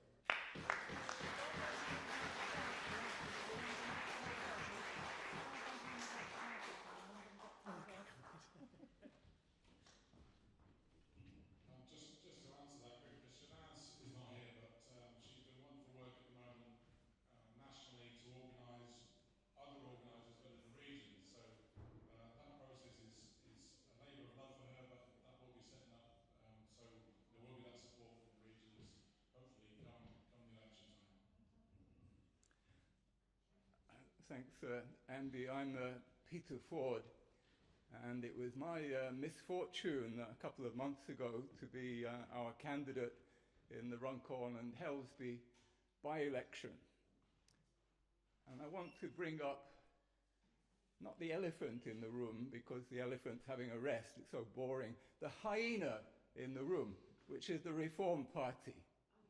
They are absolute hyenas. And we saw their hyena behaviour in Runcorn and Helsby. Runcorn is where I grew up. I'm very fond of it. I still have family there. I used to, until very recently, love it. Now I'm ashamed, because it was turned, this largely working class northern town, a few surrounding villages, into a hotbed of racism. This in an area which is 99% white, where there hasn't been any racism, but Reform managed to stir it up. And as we go forward, this is the enemy. Look at the opinion polls. In the council elections, in the Scottish elections, it looks like Reform will be the biggest enemy. Certainly the biggest real enemy of the working class, whose votes they are trying to steal. These ex-Tories, this excrescence on the British body politic, think that they can pass as champions of the working class.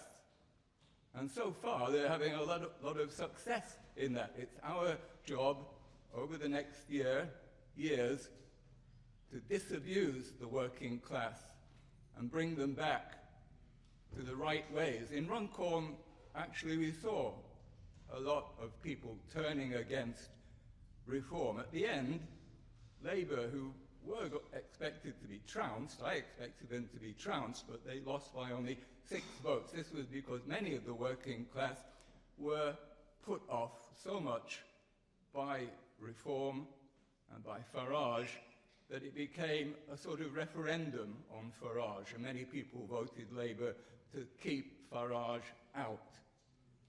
And that will be a big part of our job going forward.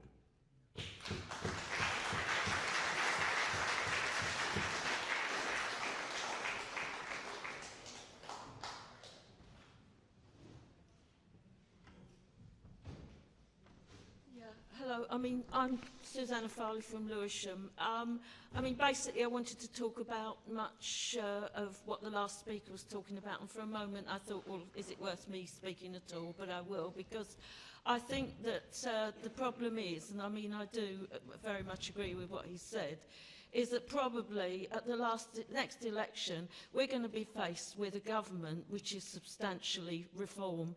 It's either going to be a Tory government, a Tory Reform coalition led by Badenoch, or for God help us, it's going to be a Reform Tory coalition led by Farage. And I really do think that this has got to be one of the main focuses for the Workers' Party in the next few years. It's basically defeating Reform. Unfortunately, it does seem to have a big following among working class communities, basically because everything that is wrong in those communities, and as we know, there is a hell of a lot that's wrong, from unemployment, poverty, cutting benefits, basically the NHS almost no longer exists.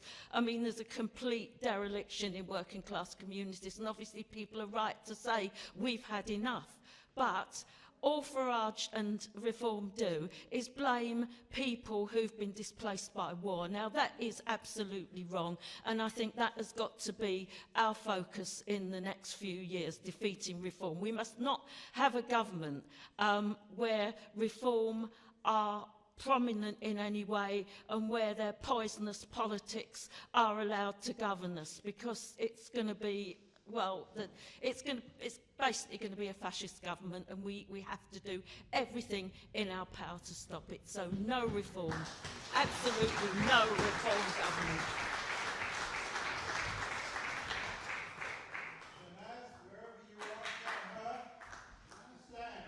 Oh, sorry, ma'am.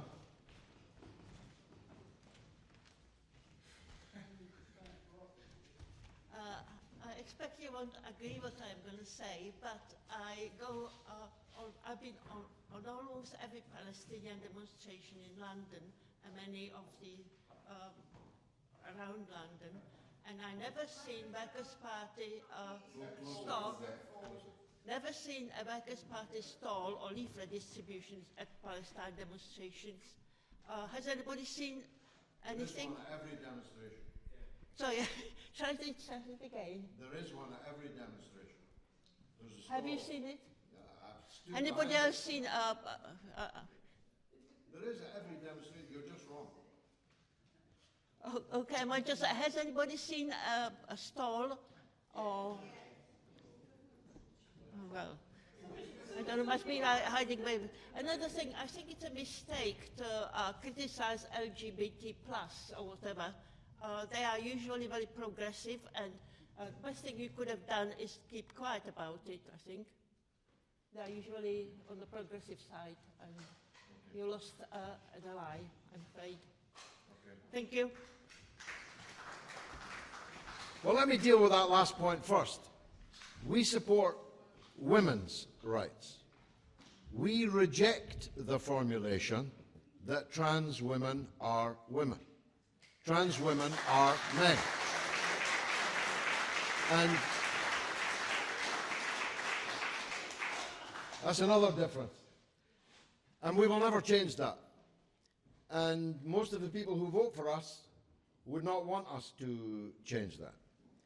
Because we believe that giving trans women the rights of women is an attack on women's rights. And we stand with women.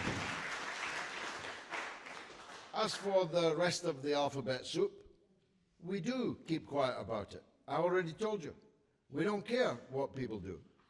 I've got a Stonewall Award at home. I was voting for gay rights long before it was fashionable.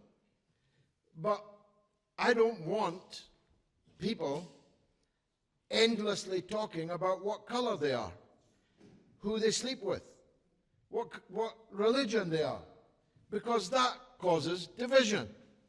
And we want to unite working class people.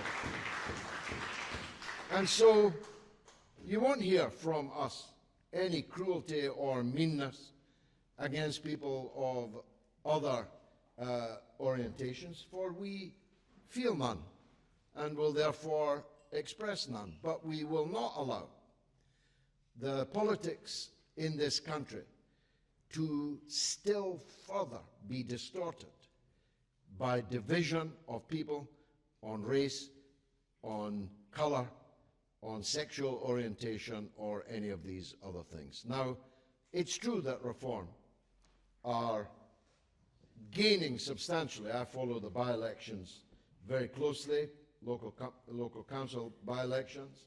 Labour is losing between 25 and 50% of their vote to reform. By the way, that in many parts of the country will make it easier for us to win seats. It would certainly mean that all the seats we came second in, we'd come first in, because we have retained our 210,000 votes, and we hope to build on it. But whose fault is it that working class people are voting for reform? It's not good enough to just call them all racists. It's just not good enough. It's lazy. Sure, Farage is using racism. Sure, the leaders of reform, the MPs of reform, play the race card. But the ordinary voter for reform on the estates is voting because they feel cheated and robbed by the political class, by the prevailing orthodoxy. They feel that they have been mugged, robbed by politicians that promised to look after them and never did. And so something new came along, and they have grabbed it. In due course, they'll discover that actually the economic system and the foreign policy of reform and Labour and the Conservatives are exactly the same. They're three cheeks of the same arse. No longer two cheeks. If an arse could have three cheeks, our political class has it. Farage supports Israel. Farage supports Israel just as enthusiastically as Badenoch and Starmer do. He supports Ukraine, having once upon a time been accused of being a Putin stooge. He now supports the handing over of now £13 billion that we have given to little Zelensky and his proxy war in Ukraine. Farage supports it, just the same as Starmer supports it, just the same as Badenoch supports it.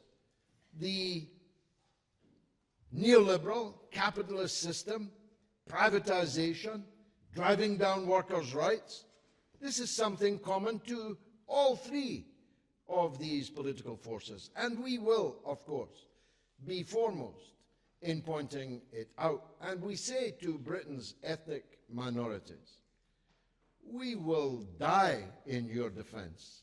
We will stand and give our own blood to defend you from racism, because racism is a poison that can only end in bloodshed and violence. But we don't say that everybody who's not yet with us is a racist or a fascist. That's the worst possible way to handle it. So our approach to reform voters is this. We know you're angry. You are right to be angry. And the best way to be angry is to be with the Workers' Party of Britain.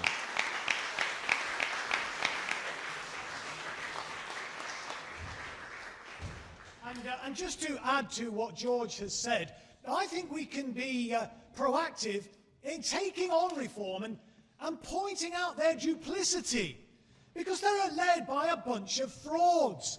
They're playing the race card, they're playing the immigration card, they're playing the card about the boats, but they support policies that actually drive migration flows. So let's call them out for that. They support the imperialist wars. They support the sanctions that drive people to desperation, to impoverished populations, which forces people to seek refuge elsewhere. They support the arms sales to despotic regimes that oppress their people, that again force people to seek refuge elsewhere. And we need to call them out for that. They're not the champions of the working class. They're led by a bunch of property developers and merchant bankers, for Christ's sake. So let's call them out for the frauds that they are. Let's call them out for actually supporting policies that they claim to be against.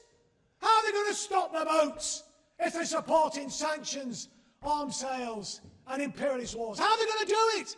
It ain't going to work.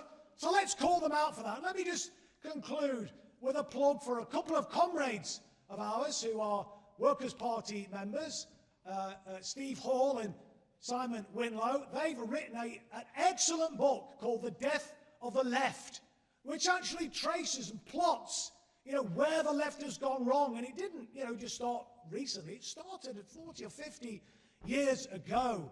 And they give a prescription on how we, it's not just a desperate voice, oh, woe is me. They give a prescription on how we can overcome this, how we can challenge this move to embrace identity politics, which is where the left, or the socialists, well, no, not the socialists, let's call them the left. I think the socialists know where we are. So I think what we're saying is the antidote to right-wing populism is socialist populism, and we're offering a populist socialist alternative to reform.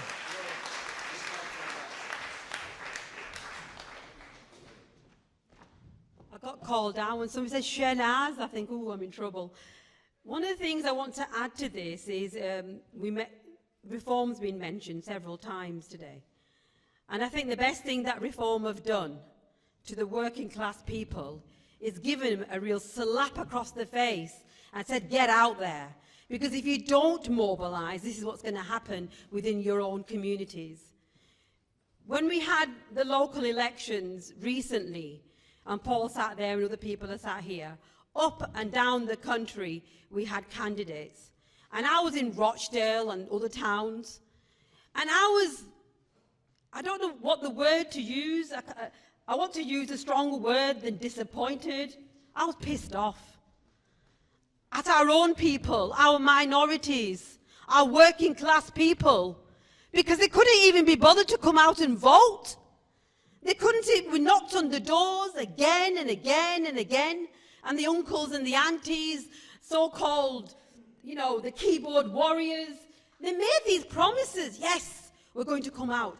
No, we don't want racists. No, we don't want these people who are profiteering from the wars. No, we don't want these people that don't believe in local politics. No, we don't want these. No, no, no, no. But where were you?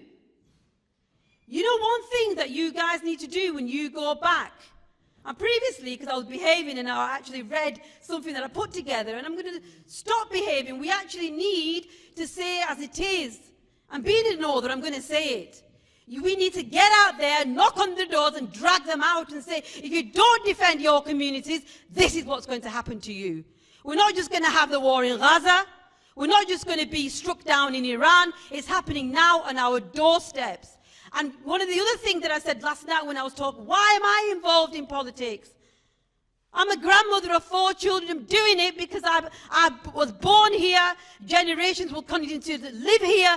No one will tell me that I'm not British. No one will tell me that my children can't live here. Because if we continue to do that, and I say this to the ethnic minorities, I say this to the Pakistani diaspora, I say this to the Indian diaspora and the auntie that just left, we will become stateless. We will have nowhere to live. We will be removed from our homes for speaking the truth. For God's sake, stop talking the political blah, blah, blah that we do. We can make it sound so wonderful. Our 10-point plan is there. Our manifesto is there. We need to wake people up and stop talking about the differences and bring people together. And the only party that does that is us, the Workers' Party.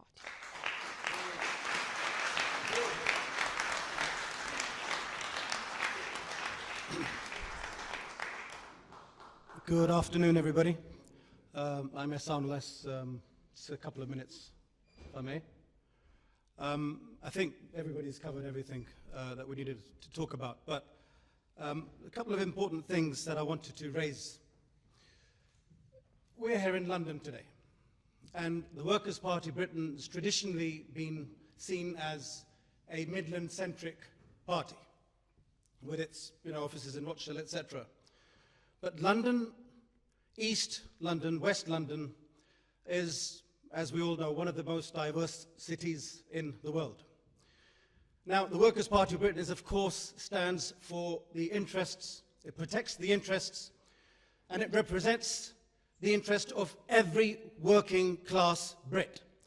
So that doesn't necessarily mean anybody who's on a salary, but it's somebody who goes out there and breaks a sweat in order to earn something and bring it back. Now, in my campaign, when I was running for Croydon last year, we got a lot of people that were asking us very simple, basic questions. They never heard of Workers' Party Britain. We are, of course, only 6 years old. We're very, very early in our journey. But despite all that, as Brother George rightly put out, we ranked as the sixth largest political party in this country, with over 200,000 votes. Now, I do want to please bring this to your attention. 2 things.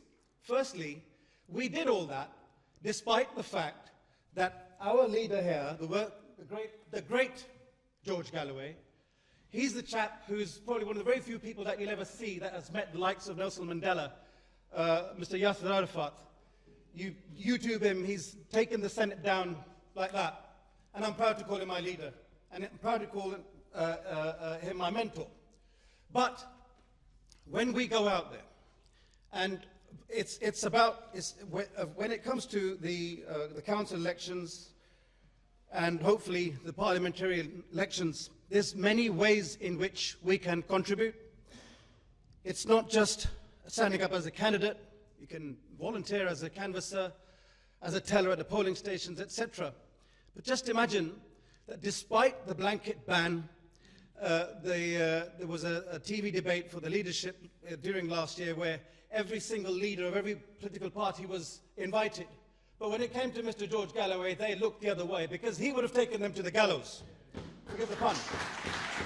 My colleague, my older brother, the guy who brought me into the party, Hos Shaifi, was standing in the Westminster area, And this old lady, if you remember, or you can look it up, she actually came out of the hustings and she said, you're not allowed to come in because we know that you stand for pro-Palestinian values. Now, this cancer, right-wing, far right-wing cancer, tentacles are reaching further and further and deeper and deeper and deeper into the tentacles of our subliminal minds, our children's subliminal minds. I remember 25 years ago, if you saw a mullah come out of a mosque, we would call him Imam Sab.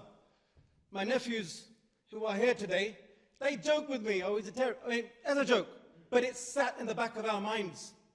And now the likes of Tommy Robinson, I don't want to mention that vile person's name, but you look him up on X, he will say stuff with such audacity which you couldn't even think of that somebody could say 10 years ago. But it's in fashion now. So when we say, a lot of people will also say, oh, Gaza, it's not my business, it's on the other side of the planet. Well, it is our business because it's the precursor to what is coming home. There was a time in the 80s when I couldn't watch a football game. My brothers, we used to live next to the bowling ground. And on every Saturday, my mother couldn't go out shopping in Queen's Market because of the way racism was. And sadly, fascism is coming back into fashion. So it does matter to you all. It does matter to you all. It matters to our children. It matters to the safety of our children. I have got 2 boys here, 7 and 10. I'm sure that we all got young children and grandchildren. We do not want our children to grow up where they can say, or it's normalized for them when they hear a racist rant. So it's very important. Rupert Lowe, on a final note, Rupert Lowe, the MP, ban halal meat. I think the only thing that he does, he wakes up every morning, he Googles something, right, and I bet you his Google search is this. Google, Asian Pakistani criminal offense. And a whole list comes up. They do a chat GBT, and he sent the post out. I practice law. Apart from a businessman, and I'm proud to call myself a businessman, I'm proud to be their protege, I could tell you that almost 85%, 90% of, sadly, sexual offenses are orchestrated by Caucasian community. That's simply because of the numbers, simply because the demographics is natural. But they're going to highlight Pakistanis. But for somebody like Rupert Lowe to say, ban halal meat, 1 week, and the next week he says, ban the burqa, who the hell is he to make a decision what my wife wears and what meat we eat? So these things are telling to us that this is coming home. It's very close to us. It's very important that you put your weight behind us. And Brother George made a very good point, I promise this is my last, is that the people that are saying, oh, I'm going to vote for reform this time, I've had enough of Labour and Conservative. It's because they don't have another alternative. We are the real alternative. And we're going to stop these people eating into the grievous Labour voters and Conservatives, and we're going to bring them on our side, and we're going to do well, God willing, in this council election, and we're going to do well in the parliamentary election after that. Brother George, the world salutes you, Europe salutes you, the country salutes you. You called on to London, and London responded.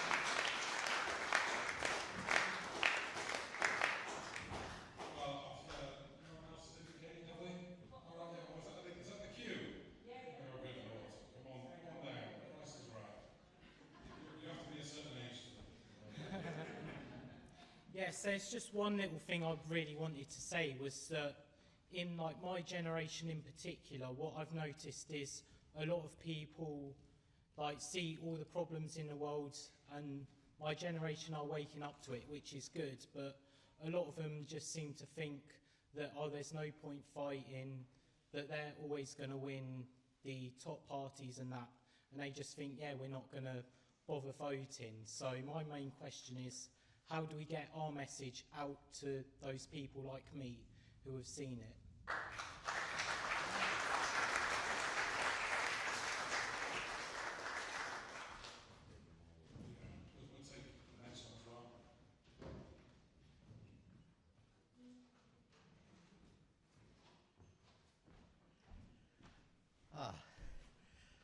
don't know whether I'm the last questionnaire, so mine will be short and sweet.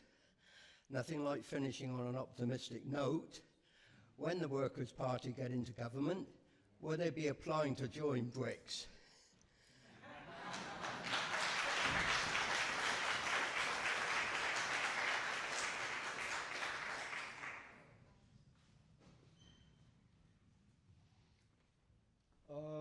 Just an observation more than a question, really. There have been thousands of marches regarding Palestine and Gaza, with millions of people coming out, and nothing has been done. Now the three parties, they're all in favor, are all against Palestine, are all against Gaza. I think 100% of humans are for Palestine and for Gaza. And the problem is, all these millions of people who come out and demonstrate, they go onto the streets, and then they go back home and vote for those three parties again. So, I mean, there's got to be an opportunity there, and I think the lady has a point there, that there's not enough, maybe there's not enough booths or whatever she mentioned, but there's not enough message going out to those people. If all of those people went home and voted for the Workers' Party, that would be amazing. So, thank you.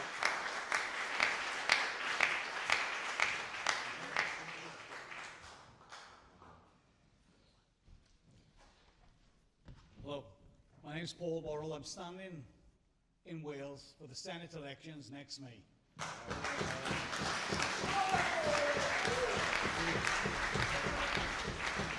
Just two quick things. I'd just like to tell Keir Starmer, we've got one Black Rock in Wales. We don't need another one. We've got coal. We don't need another Black Rock.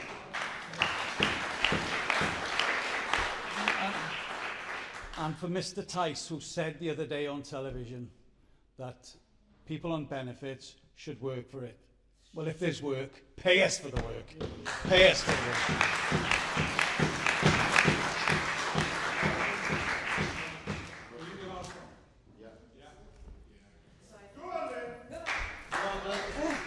Sorry, I haven't prepared anything, but I think we've all looked in absolute horror at Westminster in the last few weeks at the assisted dying bill, abortion up to the point where the baby takes its first breath, PIP, welfare cuts, all the just abominations coming out.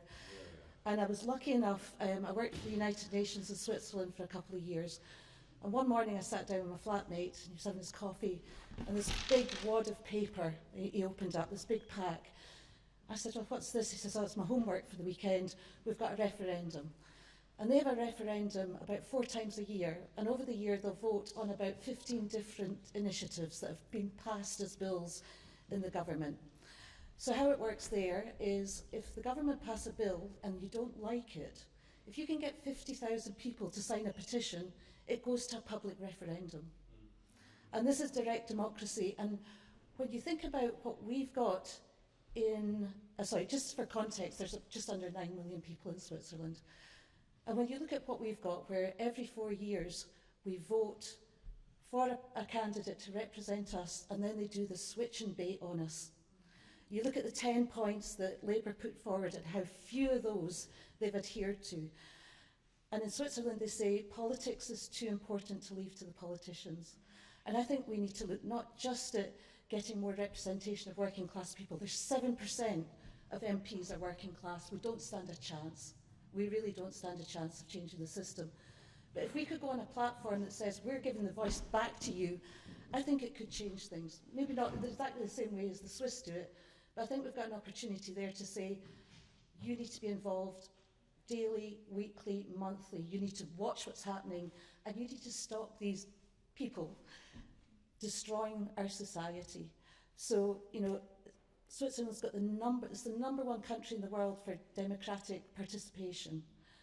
And I think we've got an opportunity to put something better than the Westminster system to the people.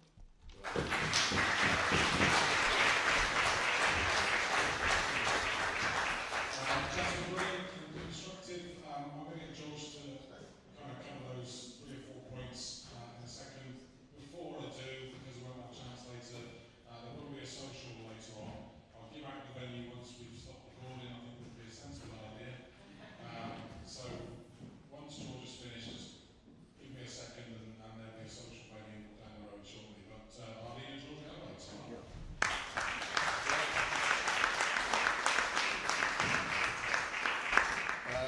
Please accept my apologies for the social. We have to catch a train. I'll try and touch on the salient points that were made. But before I do, Lynn talked about referendums. We demand a referendum in Scotland so the Scottish people can decide how they want to live. And our candidates will be standing with that as a significant part of their electoral offer. There's nobody in this country who cares about Palestine doesn't know about me. And I have said 1,000 times that I'm speaking, and I'm speaking as the leader of the Workers' Party of Britain. So please don't think that because Chris and me and Yvonne are banned for more than 10 years, in my case, from the official platforms at these rallies, that we are somehow absent from the Palestine debate. I have an audience of millions. I have an audience bigger than anybody else in this country, twice a week, and on my social media. And I'm never done talking about Gaza. I'm never done talking about Palestine. And so, because in the throng of millions, you didn't see the Workers' Party stall, please accept from me that there was one. And I was standing most often behind the counter to make the point that although I'm not on the platform, I'm on the march. And my children are on the march. 2 of them here today on every single march.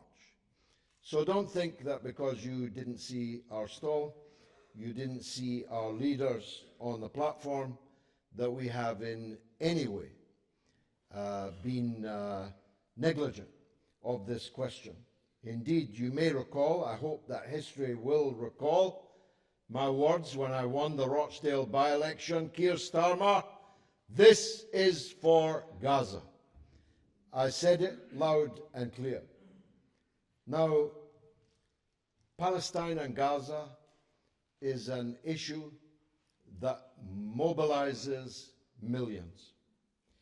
But if all you do with that mobilization is to march from A to B, and sometimes back again from B to A, well, as Professor Einstein pointed out, doing the same thing over and over again and expecting a different result is an act of madness. The pro-Palestine and anti-war movements have got to move up a gear. They've got to step up, and they have got to stop this sectarian blacklisting of everyone who doesn't agree with them on this or that matter. And if they did, then it would be in the interests of everybody, not least the interests of the people they are marching for. But we can't win elections on Gaza and Palestine alone, because while there are millions who are with us in the Palestine cause, there are tens of millions, scores of millions, who are more upset about the state of their bins, about the state of their roads, about the lack of job opportunities, about poverty pay, about benefits being cut, about the environment in the community in which they live. And we have to have policies and advocates for all of these things. We can't win elections only on foreign policy. And I hope that everyone will understand that. We will never relinquish Palestine. And we will never relinquish our opposition to racism, as I said earlier, and was touched on by Shanaz in her excellent second contribution. There are whole communities in Britain who have every reason to be fearful, and they are fearful. And that's why we have to put ourselves between the reform, right-wing, racist agenda of people like Tice and others. My brother Hassan pointed out the issue of halal meat. I find the best way to answer the halal meat question is leave the Jews alone, for God's sake. Well, nobody's got an answer for that, you see, because kosher meat is halal meat, and halal meat is kosher meat. So if you think that banning halal meat affects only Muslims, it does not. And how do you fancy going for the next few years being accused of anti-Semitism? I can show you my scars.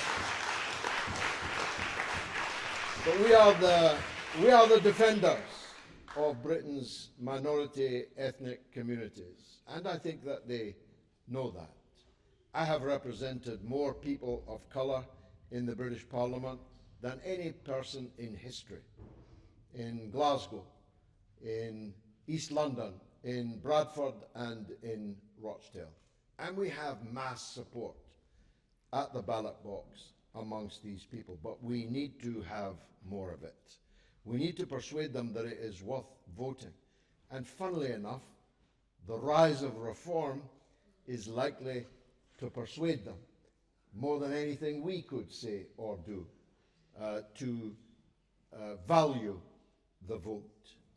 So, on an optimistic note, I said to you that we are on the march.